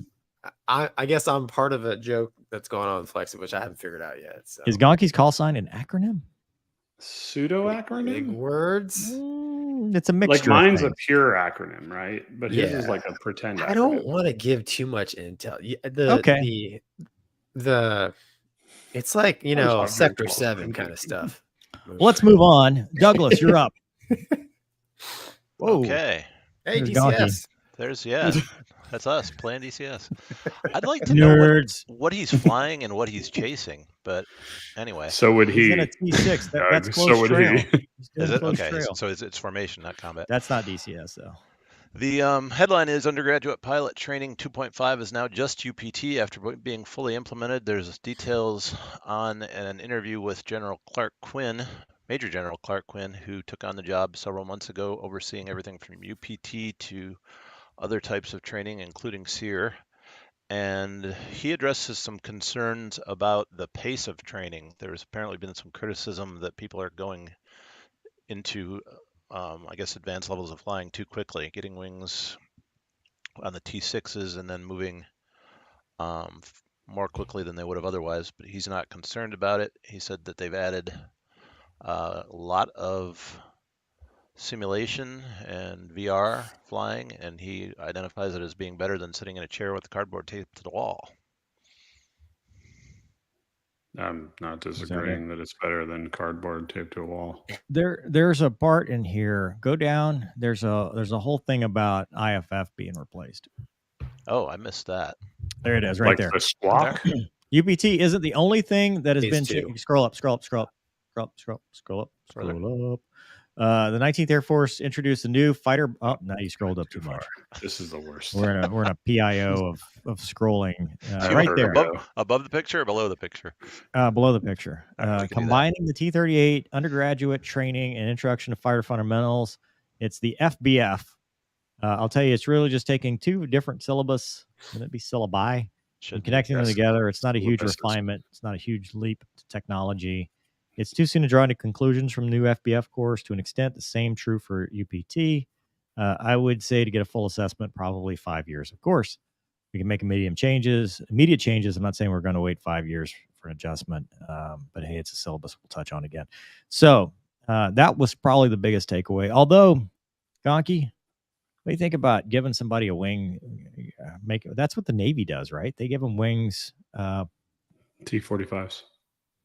Depends on what you're doing, right? So if you're a jet guy, you get it at the end of phase 2, T-45s. You always get it at the very end of your training before you go to your fleet aircraft. Okay. So I see what he's saying, right? It's if you're flying more and you're using this more to chair fly, okay. Not that I did a whole lot of chair flying. I mean, I did. What chair? I would run through stuff in my noggin, but I never sat and pretended like I was, that stuff. I never did that because. Till now, when you play DCS, and then that's with VR goggles. Your eyes are wide open. So I never did that, but I did think about it a lot, and I went to the UTDs, so it's trainers with no visuals, so like part task trainers and touch switches. So that's to me, the thing is you need a cockpit that you can I can do a blind cockpit sweep. I know where every switch is. I know what it looks like. VR, as you know, doesn't give you that impending sense of doom. Like even a full, closed sim will give you, because you don't feel like you're actually sitting in a cockpit unless it's like 100% replication of I reach here. Like if you ever have to grab a mouse to click something, your immersions are gone. Yep. So yes, it's an aid. It's obviously helpful, but is it a replacement for being in a jet? Absolutely not. What they said about IFF, I love it. So as you may not know, because you guys are Navy guys and you're giving me a blank stare, when you finish, so in UPT, right, in undergraduate pilot training, you go to T-38s and the syllabus is almost a carbon copy, or it used to be, of T6s. So you do all the same stuff: contact, instruments, low level, formation, advanced aerobatics, all that stuff, except you're doing it in the T-38 now. And then you would graduate. Are you okay, Wombat? Mm-hmm. Okay. I'm listening. It looked like something happened. It looked like I'm something. listening. But so you graduate, you got your wings, and then 6 to 9 weeks later, you show up at your IFF squadron. Back in my day, I went to Randolph. Some people go to like the same base that they're at because depending on, it was a separate squadron. And the whole point of IFF was to prepare you to become a fighter pilot. It's Intro to Fighter Fundamentals. Are you winged? Yes. Okay. You're a winged aviator at this point. So when you show up, they pretend like they're a fighter squadron. It's the Deadly Black Eagles, and you got the patches, and everything is, you got the squadron bar, you got a vault, it's everything is, let's pretend we're fighter pilots in a T-38, which goes back to my previous statement about the T-38 being about 30 years too old, because then they were using the T-38, to do turn circle entries and to do BFM. And you're like, dude, this thing is not, this straight wing aircraft at 405 knots plus or minus 5 knots is nothing like a Viper that gives you a 100-knot window. It's nothing like shooting, a 9X or whatever. And I'm still angry about that from back in the day, but that's a whole other story with my AIM-9 Papa. But the thing was, it was a lot of haze, and it used to be a huge washout program. It used to be, IFF was where, you could reasonably get through pilot training, but IFF was where they said, no, you're not fighter material. They'd wash people out and stuff. They stopped doing that later on because they realized they were running into a shortage. But it was kind of like a haze, especially since it's the same aircraft. To combine it with pilot training, I think is pretty much the same thing. I think all the stuff we did in IFF, we could have done in UPT. There was nothing that said, the only difference is the level of instructor pilot is different, because IFF is considered a fighter assignment, still considered like an 11F. So, which I don't know if it is an 11F, but it's still a fighter tour. So you get fighter pilots doing this. UPT, you get all kinds of flavors, including C-17 heavy or whatever that could teach in the T-38, which those dudes, God love them, have no idea what it's like to be a single seat fighter pilot. And it's very blind leading the blind when it comes to trying to teach fighter fundamentals and that. So that could create a problem. But I do agree with combining it with UPT and having it be one syllabus, because that's what the Navy does. You guys do all your tactics in, like, you don't go to a separate squadron. It's just, okay, next phase. Correct. Yeah, that's phase one, phase one and phase two. And I mean, Wombat actually taught, right? You taught both phase one and phase two, right? And so they probably, I remember when I went as a student in phase two, it was all, well, back then it was all like A6 guys, Tomcat guys. Tomcat. Like two Hornet guys. Yeah, I know. We had a Tomcat guy at IFF. I flew with him. He was awesome. One of the coolest guys. When you were a student? Yeah, I flew with an IFF instructor that was a former Tomcat guy. He taught me. He did my BSA ride, basic surface attack, where we did, circle of wagons, if you will, in Navy speak. Yeah. He was really cool, really laid back. One of the cooler guys to fly with, because you get a lot of Eagle dudes that want to go to do IFF, and oh my God. Anyway, continue. Yeah, it's just, I think it would be kind of weird to get your wings and then still go to another squadron to fly the same airplane in a haze fest, basically. I mean, in my mind, when you get wings, it's like, see ya. Well, you've earned respect, right? It's like, I am a winged aviator. Treat me as, I get it. I don't have the experience, but like, at least for me, when I got to the RAG as a Hornet guy, it was, it was definitely better. They treated me like, I got to get this guy ready because he might go to my old squadron and I want him to be good. Vice, in the training command, it was a lot more, let's see if, he can actually do this. Right. So I think it's good. Like you said, Mover, I don't see any reason. I thought IFF was kind of a bad idea when I first heard about it. It depends on, I think a lot of it depends on who, what, when, everybody's experience is different. You know, when I went through, because I, you know, this first place I'd ever hooked a ride, right?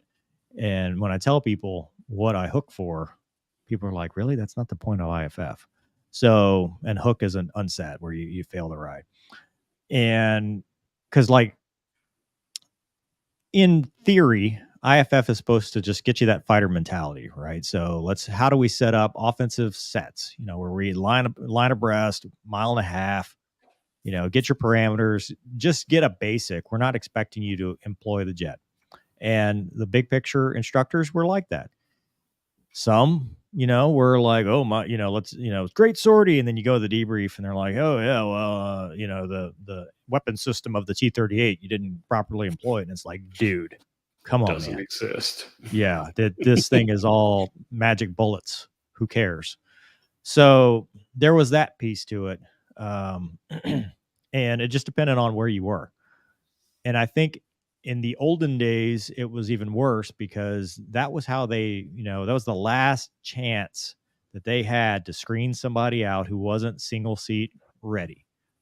You know, because that's what you're going to go to, a single seat mentality. And so I think when the risk, going back to this, right? So I agree with it in some ways, but the risk now, which they've already been doing, so I guess it's not, is when you don't have a way to screen people and you're just pushing everybody through. Now the assumption of risk then goes to the basic course, the RTU, the F-16 schoolhouse, the F-22 schoolhouse, or whatever. And so now you're saying, okay, rubber stamp. Okay, now he's in an F-16. And now instead of a T-38, he's flying a Viper with live ordnance. You know, he's flying a Viper with 20 Mike. So I do see a big risk. And even then, now the B course is like, hey, we got a production problem. Because everybody's having these production problems. It's not just UPT, it's the B courses, you know, whatever. So then they go, okay, well, we'll just push them off to the mission qualification training. Then you get mishaps where it's the dude's first time tanking at night and he's doing a seed mission. And now it's like they're overwhelmed because, like I talked about before, you get these pipeline problems and it's the butterfly effect. One little thing ripples through the whole thing. And what is the end result? The end result is not, oh, we've got fighter pilots that are sitting on their asses being public affairs officers. It's we just crashed jets in for perfectly good airplanes. We crashed jets that shouldn't have been crashed. That's where we run into problems when we try to push people through instead of properly giving them the opportunity to learn. And if they regress, okay, but the rubber stamp is the problem. Well, it's good they realize, I mean, at least at UPT, they have a problem. Because, I mean, this 2.5, they're trying to fix the problem, right? They got roasted. I think it's General Ellis or something. When this first came out, all the meme pages like totally roasted this dude, and he went after all of them. Yeah. Like, he went at, like, he was not a, you know, oh, views are my own, all that stuff, but he was not somebody that took criticism lightly. And there was a little bit of a backlash both ways where, you know, the experienced fighter pilots or trainer pilots or whatever said, hey, this is a bad idea. And how do we express that through memes? And instead of like, okay, let's have a powwow and figure out how to do this, it became, I'm crushing you. You know, don't do this meme page and make fun of me. Yeah. I mean, at the end of the day, I'm sorry, there's no replacement for real flying. No, not at all. And, you know, I don't know. I was kind of like, yeah, I would sit in a chair and I'd close my eyes and visualize stuff. I really wasn't like technically chair flying, but I did a lot of just visualization, right?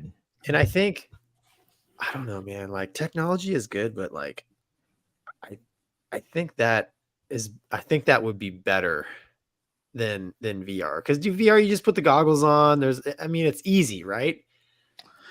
I think it has its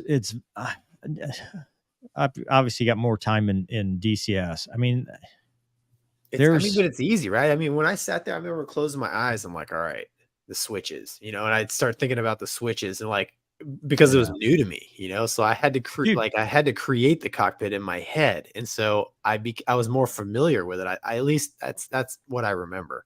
Yeah. I'd chair fly even in the 38, a couple of years ago. I'd be walking the dogs going, okay, I'm going to get in the jet. I'm going to check in on aux and flip the switch. I'm going to check in on pry. I'm going to say this. I'm going to do this. Here's the next thing I got to do and stuff. I mean, dude, that's why UPT, I barely slept, because my mind, I'd lay down and I'd be like, okay, what am I going through this sortie? And you would never turn it off. You could never just be like, okay, I'm ready, whatever. So I agree. Everything helps to me. If you can get a little bit more, if it's not in lieu of, I'm all for it. It's when you start replacing valuable seat time.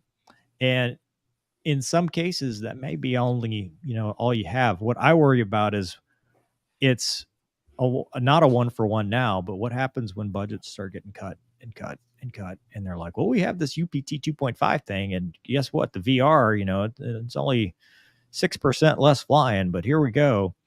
It is more expensive to lose a jet and a pilot than it is to spend money on flying hours.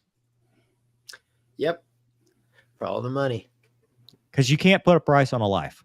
Yeah. They'll try, but you can't put a price on a life. And we do people a disservice if we do not train them to the max extent that we possibly can and give them all the tools that they need to succeed. Yeah, they don't do that though, man. They got a budget. Even washing people out that don't need to be there, you do somebody a disservice if you push them through. At Wombat, I mean, you and I have talked about this, and at every level, doesn't matter what you're doing. If somebody is a danger to themselves or others in whatever job they're doing, and you let them keep going, you're just as responsible when the bad things start happening. Yep. So, all right. Well, enough on that. Any other reattacks before we go to the next one? We're okay. Not Douglas. We got Wretched Rob says, "What's Doug stand for?" It's just his name. No, it stands for Douglas without Doug. Cat's out of the bag, bud. Sorry, we were Douglas for a while today without the Doug, and now he's back. I stand for freedom and liberty. You've been compromised, sir. Yeah. Brett says the William Tell air-to-air competition is back and happening this week. Or any of you guys involved in a competition like that? Let's go, Team Fat Amy. I think it's been gone since like 2001 or 99 or something. None of us are old enough to have experience there. Sorry, Brett. So no. Garrett says, I'm trying to get an air contract through the Marines. Want to go active duty? Any tips for the selection board process? Spell check and proofread.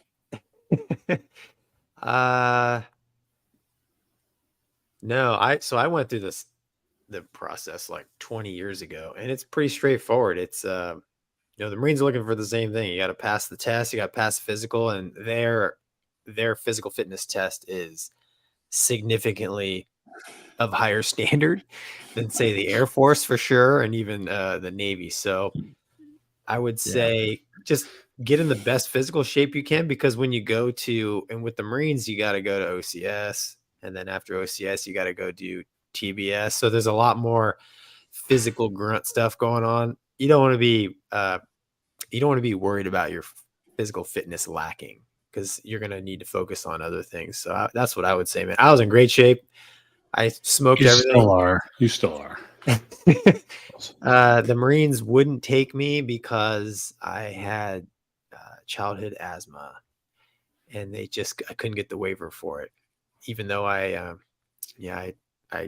pretty much crushed the physical fitness test, because I knew that was going to be that was part of my package for it. I don't have any asthma problems anymore, but they said no.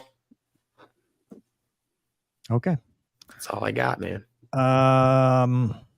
Just for time, let's go to the Russian Doug, do you have the Russian thing? Oh, you're already queued up for the Gazi. Oh, you do? Okay.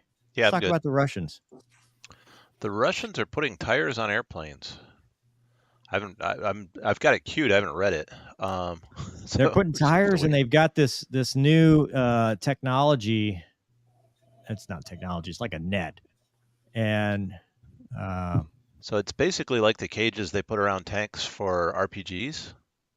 Is that the same idea? Yeah, stuff from the top. The Ukraine, Here's the a good whole picture. air picture has been changed with these drones. There was a video we talked about it a little bit where the Ukrainian drone took down a helicopter, like a kamikaze drone, which was just incredible. But now they're putting tires on it, and some of these don't even have engines on them. You know, they're just like, please don't kamikaze. It's just a spare bird. But go up. There was a picture of the thing with the netting. I might be in the wrong article. Oh, I thought I sent you one. Yeah, it was a different article. Yep, I can find it. Okay, that's fine. I'd sent you one that's got like a net or whatever. But so I guess the reason I bring this up is because this is the first conflict that I know of where drones have been so widely used. And it's an interesting point because I remember a drone, like they've got those little EMP looking shotguns that can take them down, but obviously that's narrowband. But yeah, there it is. New anti-drone protection system is being tested in Russia. So I guess that is one way to stop it. But what about just wide scale, electronic attack, just using jamming? I mean, would that are the frequencies close enough that you'd be jamming yourself on comms? And is that why they're not doing it? I mean, that makes sense. I don't know. Dude, that's cheap. What's right there. So that's a very cheap technology. I mean, it's a net. Yeah, so it's throwing Trons out. I mean, taking out a link so that they can't prosecute an attack and talk to their drone. I mean, that's a pretty cheap way to do it and a very Russian thing to do. Dude, I think I mean, not to hijack the article, but this goes back to what's the next gen. Why don't they just build some anti-drone drones and just leave them on alert all the time, like a phalanx? Drones. Also, drones fighting drones, right? So, hey, it senses a drone coming and it immediately goes up and attacks it, right? I mean, this is like hawks. Aren't they using birds to do that? Well, I've seen that where the bird takes down the drone. Maybe, but falcons or whatever. But pretty quickly, probably the drones, an anti-drone drone would be more effective. All I'm saying is, like, I mean, that's like is this the future of warfare? You know, I mean, how much? I mean, you're going to spend $35 million on a fighter jet, put a $10 tent over the top of it to try to keep the $20 drone from blowing it up, right? Well, that's what I'm saying is, a wide area noise jammer would be the same thing where you cut the link. You know, if you knew what frequency it was on and you just, you can't talk. But yeah, but then, I mean, maybe Comrade loses his Facebook feed, while he's, I don't know, dude. That's what that's my question is the reason they're not doing it because it would also affect their own ability to do anything. Yeah. I mean, because you're not going to know. Yeah. As you know, you're equally affected as the jammer versus the jammee. Correct. Now nobody sees anything. Yeah. Now we're back to K-bars. But if you're worried about your fancy fighter because, I mean, the drones aren't operating in the 30s where these fighters would. So once they're airborne, they're not susceptible anymore. It's just. Yeah, it's interesting. I mean, like you said, this is, I mean, obviously the U.S. has been using drones for a while, but not these kamikaze drones. That's the thing is, we've used drones as airplanes just with dudes in Connex containers, not dudes with, little first person view goggles, sitting in the back of a truck. So, okay. Well, we got, we got voice messages, but we also have a video message, Gonky. What? Ooh. Hey, did you watch it before? We can't, there's kids that watch this show. I just got approval for that. I just got approval. So, Wombat, you're going to love this. You ready? Sure. All right, here we go. Hey, Mover! Yeah, Viper! Gonky can't handle the Viper. What'd you say, kid? Gonky can't handle the Viper. Gonky can't handle this Viper, bro. It's too bad for him. I love these kids. With permission from.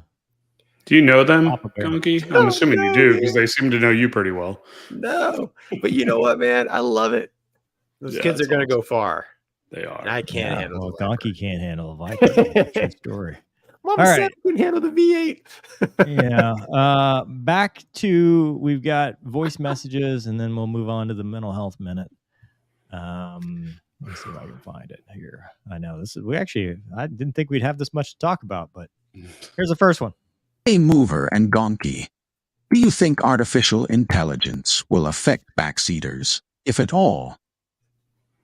How come the AI guy sounds Like suspiciously AI. Bjorn or BC? Like,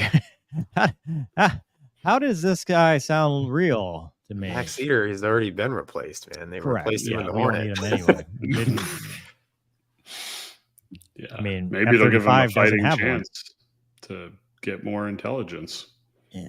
Oh, wow. Okay, Wombat. Hate mail will go to That's right. trmatson.com.org.gov and not to me. All right. So our answer to that is OBE, overcome by events. It's already, I mean, look at it. Look like the C-130s, right? They used to have navs, and now they rarely have navs unless they're doing like a hurricane mission or AFSOC. I learned that recently.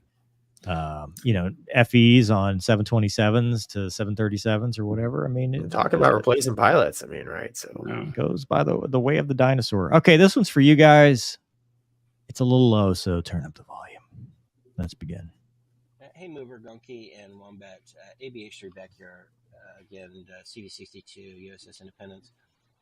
One of my favorite planes I love to direct are the F-18, and because they're so darn maneuverable, and you could just spin those things on a dime. And since the pilot sits ahead of the nose gear, occasionally, there were certain spots where you had to hang the pilot over the side of the ship, and we never did that stuff for kicks. It was always, out of necessity. We took our jobs very seriously. The worst thing an aircraft director could ever do is to get somebody hurt, and that's what we were not in the business of doing. But I was wondering if you ever got nervous in those situations and ever refused, because we certainly had one pilot that did refuse, but it was an A6, a little different situation. But I was just curious about his experiences about being taxied around the flight deck. Anyway, take care. Love your show. I did. I'm nervous just hearing that and thinking about it again, frankly. And I did stop once, and the taxi director gave me a signal that had something to do with my head and another part of my body, and told me to start taxiing again. That's it. It looks it like was this. one of these.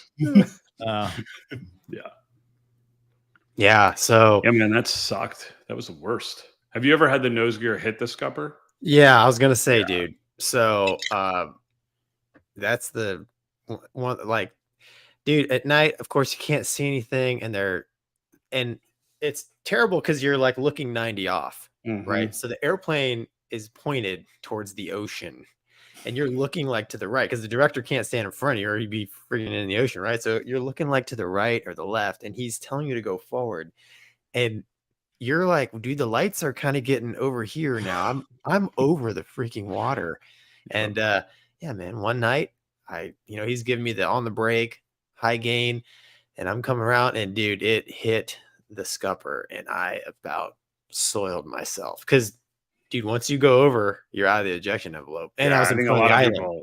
I think a lot of people don't realize that. Like, as soon as that nose gear goes, you're done. You're no longer in the ejection envelope. So yeah, and I honestly think I'm 99% sure that dude got in a lot of trouble. Sure. Do you remember on that note, do you remember watching the E2s get parked in the Hummer holes? Yeah. Backing up? Yeah. So we had a guy doing that where you would back the plane into the Hummer hole in reverse, and he hopped on the brakes and the nose came up. Well, the tail's over the water. So like, it was just dumb luck that it didn't have enough to keep going, and it just kind of boonk. And I'm like, oh, dude. Are you out of the ejection envelope there too?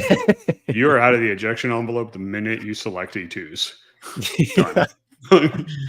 Yeah, I always trusted my director. Of course, but it's that night when and I couldn't, I wasn't gonna say anything, but the plane captain, I mean, it put a gash in the front tire. Yeah, it's like, dude, he's like, so I got reported, and I think they pulled his qual, to be honest. Dude, that's oof. Yeah, scary. All right, put that on the list of things I'm glad I never have to do again. Yeah, I feel like Yeah, I feel like I'm in therapy talking about A it. little to be clammy. honest, You're dude. like, yeah, I'm like my I don't knees like are this at shaking. What the all. hell's going on here? It's like, dude. Knees weak, mom spaghetti. All right, next. Nice. However, hi Gonky, thank you for your time. I have a couple questions for you guys. I'm 19 and I want to fly more than anything. Aviation has always fascinated me, and your channel has inspired me to pursue my dream of a career in the field. I've been looking into flying for the Colorado Air National Guard, but one thing has been on my mind. I'm worried about time, because due to some factors at home, it'll likely take until around 25 or 26 before I get my degree. So I have two questions. For one, do you know anything about Colorado's Air National Guard and maybe have some input on that path? And two, how much of a disadvantage does someone who's older have compared to someone who's younger when becoming a pilot, assuming both are within the age requirements? Thank you. I like to, if I could do a good Dave Ramsey impression, I'd tell him to do baby step number 1. Make sure all his debt is paid off. But no, in all seriousness, because I feel like we're a call-in show now, which I love. I wish we could figure that out. But his first question, Buckley, it's an awesome unit. It is probably one of, if not the most difficult fighter squadron guard units to get hired by, because it's so high. I mean, dude, you're just outside of Denver. What You're do they flying fly? Vipers. Okay. Oh, yeah, it's F-16s. Yeah, Block 30. Yeah. I don't know what I think they're still Block 30s, but I don't know what the long-term plan is, whether it's F-35 or, whatever, because obviously that's changing. But historically speaking, the Buckley Viper has been a very competitive unit to get into. So with that said, the only way to get hired, make sure you do everything that the board asks for, have competitive scores, and make them tell you no. So your second question, 25, you're still young. I mean, I don't think a 25-year-old versus a 22-year-old, if your stuff is good, GPA, AFOQT, TBAS, PCSM, you do all that well, maybe you got some flight time, I think, and they like you. I mean, that's the number one thing when it comes to guard units is they're hiring you with the expectation it's your entire career. That doesn't mean it has to happen that way, but that's what they're thinking. They're thinking, can I be stuck with this person for 10, 15, 20 years? And so when they evaluate you, yeah, the scores are great, but the scores, everybody's going to have high scores. I mean, that's who got called to the interview. The discriminator is going to be, are you a decent person that we like, or are you somebody that's just a douche, as Deuce once said, don't be a douche. So that's going to be the difference, is if you're out there, trying to puff yourself up and try to distinguish yourself from everybody and you come off the wrong way, that's way worse than somebody that's humble and just is there to learn and just, is yourself, because they want to see your personality, not what you think they want you to be. Yeah, I didn't I graduated college and it was 2 years. There's a 2-year gap before I went in, and granted it was in the Navy, but nobody ever asked me how old I was. Nobody cared. It's like Mover said. I mean, once you go to OCS or whatever, OTS, and then you go to flight school, I mean, you're all in the same program and pipeline, and you're so immersed in what you're doing, no one cares. And like Mover said, everyone's paying attention at that point on getting through the training and just, learning how to be helpful, humble, just a good dude. I'm just talking about the interview process. When you go rush the unit and do the interview weekend and stuff, it's not going to be, it's not this battle royale. It's, they're going to look at how you interact with the other people interviewing and how you interact with them, because they don't want somebody that's fake, because they're watching. There's going to be spies or whatever. There's going to be people. Know that you're always being watched when you do these interviews.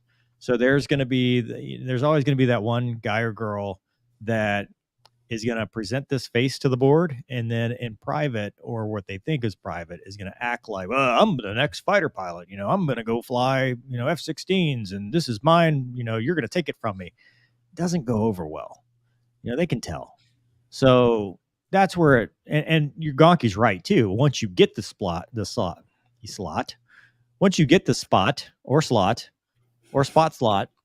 Once you get there to pilot training, whether it's UPT 2.5, 2.69, or whatever the next iteration is, help your bros. Don't be a douche. Cooperate to graduate.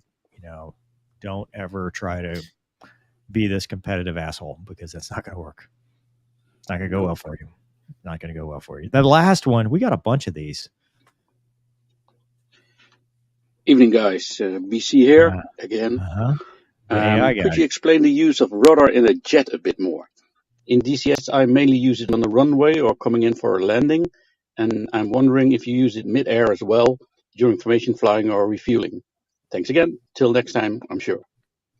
I wonder if he is one of our former Folds of Honor, Fight for Honor guys, and he's trying to milk us for tips on how to win. I use the rudder for high AOA situations. Anytime I want to influence the nose and I'm at a high angle of attack, I'm a rudder guy. I used it in the Viper, used it in the Hornet, used it in the T-38. That to me. Otherwise, your feet are on the floor. I don't use it for landing. I don't use it for anything else. I use it for steering on the ground in the Hornet. Oh, there's that. That's about it. and the gun air to ground. Right? Oh, correct. When I needed to, yes, I did do that actually in actual combat. I gave it the old Vietnam pedal push. Yeah. But yeah, other than that, there's no real use for the rudder pedals in the Hornet, in my unprofessional opinion. Agreed. High AOA, sir. No, dude. Well, yes, if you want just to move the nose left or right, yeah. But dude, the stick, if you want to roll, throw the stick over there. It commands the performance. Mm-hmm. Pretty much like an Airbus. Yeah, it sure does.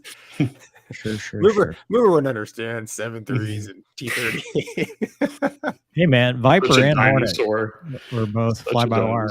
Okay, so in the I'm curious now. In the Viper, if you're doing like a high alpha thing, so in the Hornet, if you used it for tuck under jinx, because when you're slow, in the Hornet too, dude. It'll do it in the Hornet too. You know what? Okay, I take that back. Yeah, if you're gonna do a really sharp redefinition, yeah, I would use stick and rudder. My redefinitions are the sharpest of the sharp. Oh, sure they are. Oh boy, why win? Are we still on? Yeah, but really, and I'm still taller than you. Anyway, this is gonna be. Yeah, it's so shy. It's because I don't have a beard. That's why you think I'm. Dude, the 99% of the time, your feet are flat on the floor. That's the fly-by-wire answer. All right. Can we move on? Do we have any super chats before? Oh my God, we do. Yeah, you do. And this is thank you, Anonymous Sting Rider. But look at this. Darcy, thank you. I lived in NYC and saw the second plane hit. Wow. I volunteered at Ground Zero, taking care of firefighters and canines. They became depressed because there weren't any bodies. Saw them pull plane from the wreckage, lost my friend working the Rainbow Room on the top floor. And this is the problem. Darcy, with sorry. Conspiracy stuff is like there are real people that were affected. This is not just something from the internet. This is something that affected real people. And I posted this on the gram today.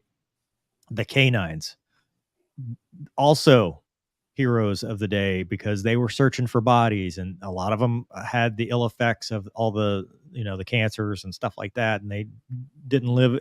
Dogs don't live long as it is, and that's really crappy. But now they had the health problems, and some of them died. And I'm sorry. I'm sorry that's horrific. I mean, there's nothing that can be said to make that sound any better. Yeah. And then Diane says the Freedom 5 arrival has fixes. Yep. We will never forget September 11th in DC. Wow, I didn't know that. Yeah, thanks, Diane. Thank you, Diane. Thanks for pointing that out. All right. And so we're on a serious note again, which is good, because today, Mental Health Minute, and this is going to go into kind of what Wombat shirt is. It took me a minute to figure out what to talk about. The unit I'm with, we just had an incident. And in general, anytime there's a loss of life or something like that, when somebody takes their life, especially, you sit there and you try to figure it out, right? How did we get to this point? What happened? Did they ever try to reach out? We try to Monday morning quarterback.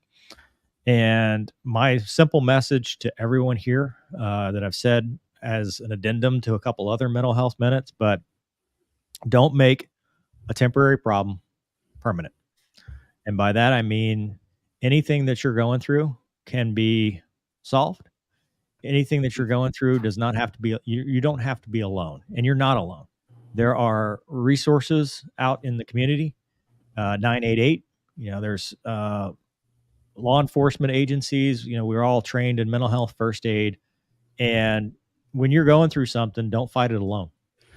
There are veterans outreach programs, Wombat, you're going to talk about Wake for Warriors here in a second, but, Battle Scar Motorsports I've worked with, they use adrenaline therapy to try to help people through stuff. Luna and I are going through therapy canine training right now, comfort canine, crisis response canine training. There are ways that we as humans try to band together and make things better for each other. And the only way we know that you need help is that you reach out. Or if we're good wingmen, we sit there and we pay attention. And when we see something that's different, we ask questions. And sometimes you're not going to answer, but that's okay. Just know that we're here and we're going to listen, because being alone is the worst feeling in the world, especially when you're going through something, but you don't have to be. You don't have to fight alone, because especially in the military and law enforcement and first aid, first responders, whatever, there are avenues, and you have wingman teammates or whatever. And just in general, we don't fight alone. When we go out and we do tactics, we go out as 2-ship, 4-ship, whatever. When we, law enforcement, 2 is 1 is none. That mentality, I mean, it's not always possible, but it is something we try to. It's policy in a lot of places. So by the way we structure our training and our policies, techniques, tactics, procedures, we fight together. We fight as a unit. We fight as one, but it's one, out of many. We're one. We're all together, and that's kind of what we were talking about with 9/11, where we all kind of banded together. So if you're going through something, don't fight it alone. Try to bring somebody else into that fight to help you, and don't feel like you're alone on an island. And there are ways to do that with veteran outreach organizations, 988, et cetera. So Wombat, I'm going to turn this over to you, because I know you got a lot to say about it. Yeah, I agree. And it's,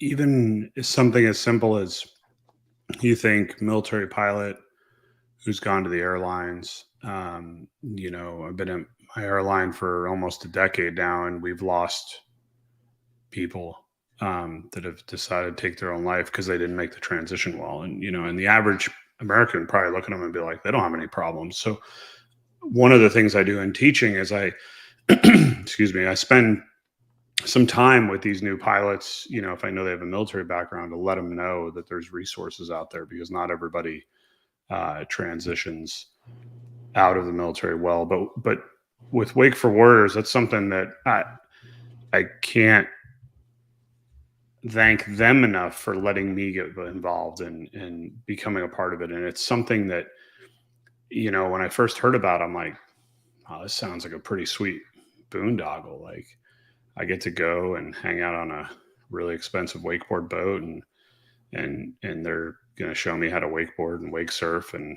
I've never done that. And then it morphed into, well, I'm going to show other people how to do that. And then I realized that a lot of the people that I'm working with don't have all their limbs, or can't walk anymore because of injuries in war, military. They're blind. I mean, it's the things that they overcome put your whole life into perspective, like in a second, because you look at these warriors and they're out there just trying to be around their buddies. They're just part of something again. And it's almost like you can give them a superpower of like, hey, we're all back, whatever you did, whatever it is, right? You were a pilot, you were EOD, you were whatever your specialty was, you're back in that unit, just hanging out, being one of the guys or girls and learning a skill set, kind of similar to what you're talking about, Mover, with the race cars and stuff like that, and working on the cars and things. Like, I mean, Dave Deep is the founder, phenomenal guy, Marine veteran. I mean, just the most stand-up guy I've ever met. And he put together this organization. And I mean, that's the whole premise, is getting people together for a day out in the water to get away from whatever it is that they're dealing with. And it was really cool, and it was selfish at first because I wanted to be able to show my son at the time, and now both son and daughter, the sacrifices these men and women have made for our country. But then I started listening to their stories, and it just, I mean, they're amazing what they have been through and what they look at today as not even a factor. I mean, things that I think would debilitate me. I mean, I'd be on the ground if I had to deal with even a fraction of what they are. Doesn't even faze them. Oh, you can't walk? No problem. We got a surfboard for that. And they're back there surfing. Can't see? Not a problem, because you could feel the water. I mean, things like this that you're like, wow, like I don't even, you try to put yourself in that position, and I just don't know what I would do. So it's been a real blessing. But where it really hit home is I happened to be in an event a few years ago, and while I'm at the event, we're on one of the boats.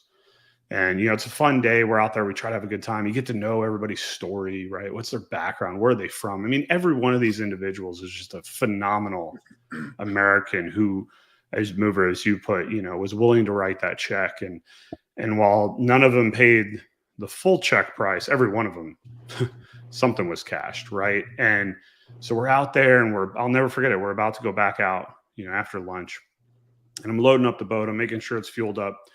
And I get a text from a buddy, and he's like, did you see? And your brain's not there, right? I mean, you're thinking, these guys, it's all about, and I'm like, see what, bro? I'm out the lake, and I shot a picture, right? And he's like, so-and-so is the one that flew it in the T-45 on the low level. And it was a buddy of ours. And now immediately I go from this role of coach and driver and, trying to build everybody up, and I got nothing. And I'm sitting there. I'm literally sitting on the edge of the dock. I've got my head in my hands. I just lost a friend. And there's a whole backstory to the loss, which makes it even harder. And I hear this noise, and I start getting like something's touching my arm, but I'm so focused. And it's one of the warriors, and he's blind, and his service dog is coming up to me trying to get my attention, right? And sniffing my arm. And I was like, oh, hey, sorry. I'm trying to, again, you put on that face. This dude's blind. And he goes, I could tell something's up. The way my dog's acting, something's up. He's like, I'm here. He sits down next to me. He's like, tell me what's going on.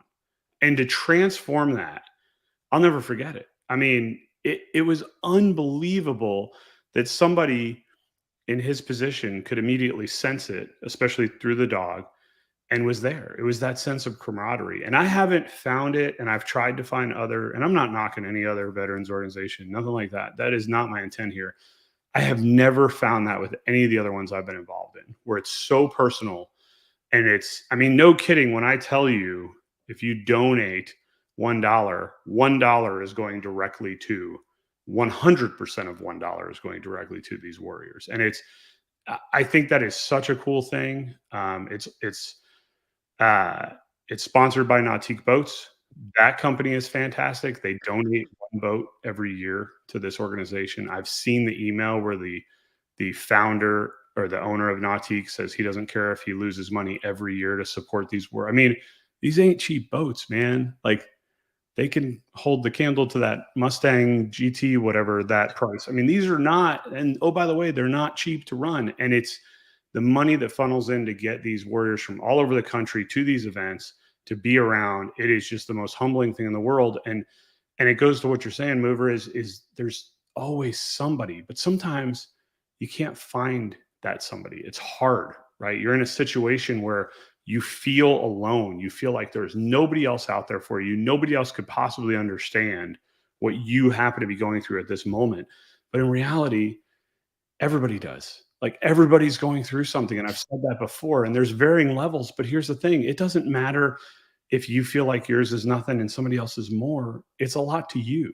And that's where I think the military, in my opinion, does a crap job of us when they're done with us. They don't care. They're done with you. I heard a song once where, no kidding, they said, it was like a voiceover, and it was like, the best thing you can do after you get out is just die as quick as you can, because they don't care anymore, which is why we have to care. And that's why I think it's so important that we look out for each other, and we send the text messages and the buddy checks, and we make sure, because nobody else is looking out for us. I mean, organizations like Wake for Word and the other ones are, but you've got to find them. And it's our job. That's the mission now, right? I'm not going to go hop in a Hornet. It's not going to happen, right? I'm retired. Well, it may get that bad, but hopefully it doesn't get that bad. My mission now is to, if I could just talk to one guy, and the story I'll tell you that'll also change me is, I had a guy, Dave gave me a guy on my boat, right? He's a big guy. I mean, he's a big dude. Marine, very Marine-like, had a lot of mental health issues from just the trauma of what he's been through. Not to get into the story too much, but Dave tells me, he goes, man, if he snaps on you, he goes, you treat him like a Marine, because he knows how to be talked to like that, right? You treat him like a Marine, you're very pointed with him, and he will come back. And I'm like, he goes, you think you can handle him? I go, I've never met the guy. I'm like, maybe, and we're out on the boat. It was the last day of the event. It's Sunday morning. It's a half day. We're trying to get as many people in the water, right? Because everybody's going to go fly home. And he stands up, and I see his demeanor change. It just snaps. And I'm like, okay. And I'm looking at this boat, and I'm not trying to make light of these people, but there's like 4 people on the boat. There's me. There's this guy who trumps me in size. And I've got a guy who has no legs and a guy with 1 arm. And I was like, okay, this is not, I've got to figure out how to handle this, right? If something snaps, and I know that was a possibility, and he looks at me, he goes, shut the boat off. I said, okay, shut the boat off. And he stares at me, and he goes, this right here, and people like you are the reason I'm happy I didn't kill myself. And then he did a somersault into the water, and there was not a dry eye on that boat. Like, I sat there and was just like, dude, you can't do that to me right now, man. Like, I'm trying to, but I mean, and that happens every time, and you see it. And that's why, to me, the big organizations, the big things that are funded, good for them. I'm happy with the work they're doing. A small organization like this, I'm behind it 100%. And I'm going down there in 2 days, and I'm going to spend 4 days with these guys, working with the EOD warriors, which is going to be very humbling, because, as you can imagine, there's a lot of visible scarring with that group in particular, right? And it's something I wish I could get everybody to see their mission and to see what they do and to affect that change, because I guarantee you they'd have all the money they need to do this. And it's such a powerful thing. So, Gonky. Yeah, I'll just,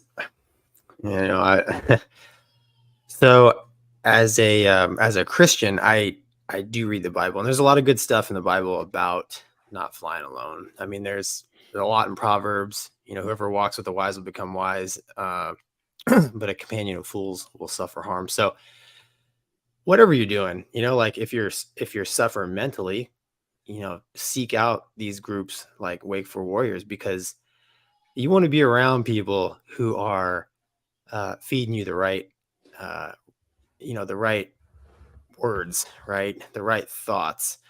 Or, if you're working on a project at school, surround yourself with people who know what they're doing, right? Or for work. It's all about putting the right team together. And flying fighters, you want to have, if you're doing your 4-ship check ride and you can handpick your guys, you're going to pick your, the people who are most capable, right? So you should do that in life.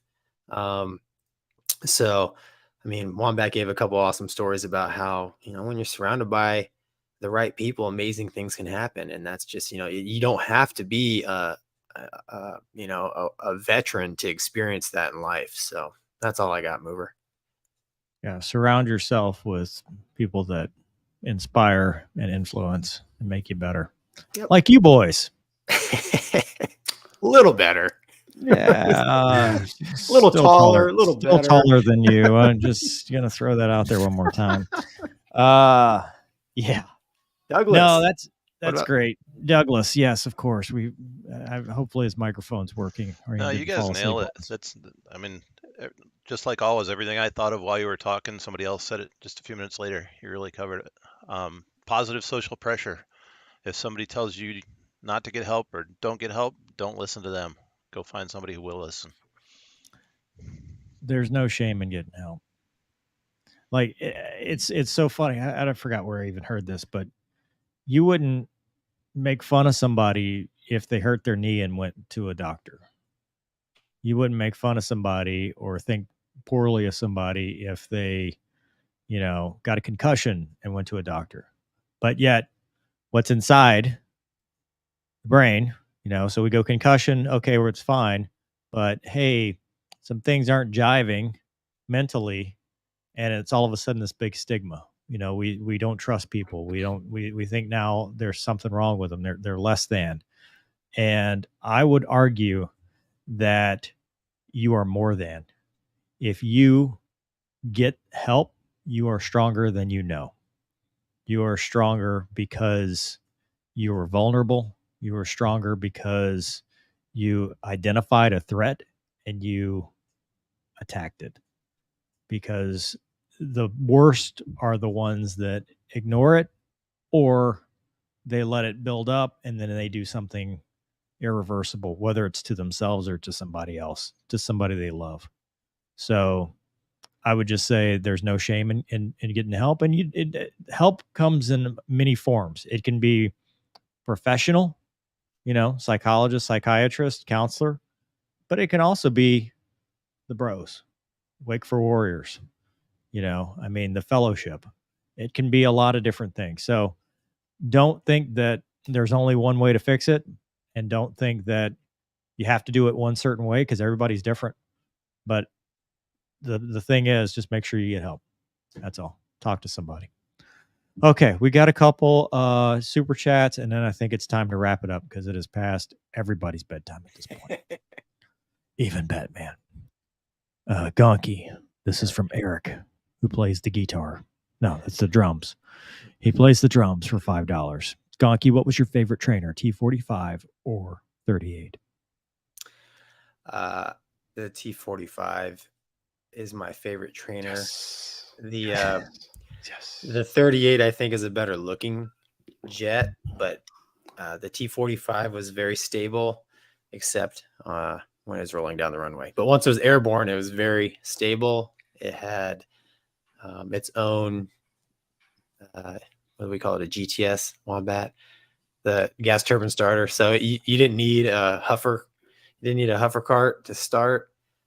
Yeah, that's pretty much anything except for the T38 at this point. Yeah, the T45 was better in my opinion, but I loved flying the T38 because it's good looking and I'm vain. So, of course, Ethan, thank you. Thanks. For Luna Bell, so she can be someone's light. I'm excited.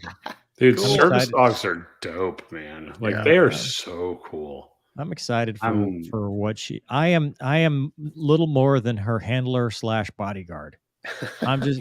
She's the show. I'm just there to get her to and from and keep her safe. That's all her. And then just donated Wombat from Plexi. Thank you for your continued service. It is service. It's service what you're doing. So thanks, Plexi. And then the final one for the night. Janitor is back. Boy.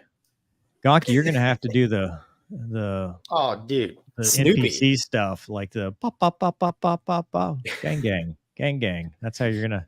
It's just gonna be a stream full of Gonky doing random NPC movements. I digress. Best fictional fighter pilot: Mav, Snoopy. Doug Masters, or no, Doug Masters, dude. I put Snoopy against. Yeah, I'm a big Snoopy fan, other than when Doug Masters raced the dirt bike. Yeah, that was pretty cool. That's pretty cool. Yeah, that's the if best. He didn't have the oil. Yeah, he cut his oil line, right? Yeah. First of all, he flew the Viper as a teenager. Has more kills than Maverick. Well, yeah. Dude. Allegedly. But I think Snoopy's got them all beat. Dude, Yeah. he flies a doghouse, dude, and he's shooting down. He shot down the Red Baron flying a doghouse. As opposed to being in the doghouse as a married man. Totally different conceptual correct. things.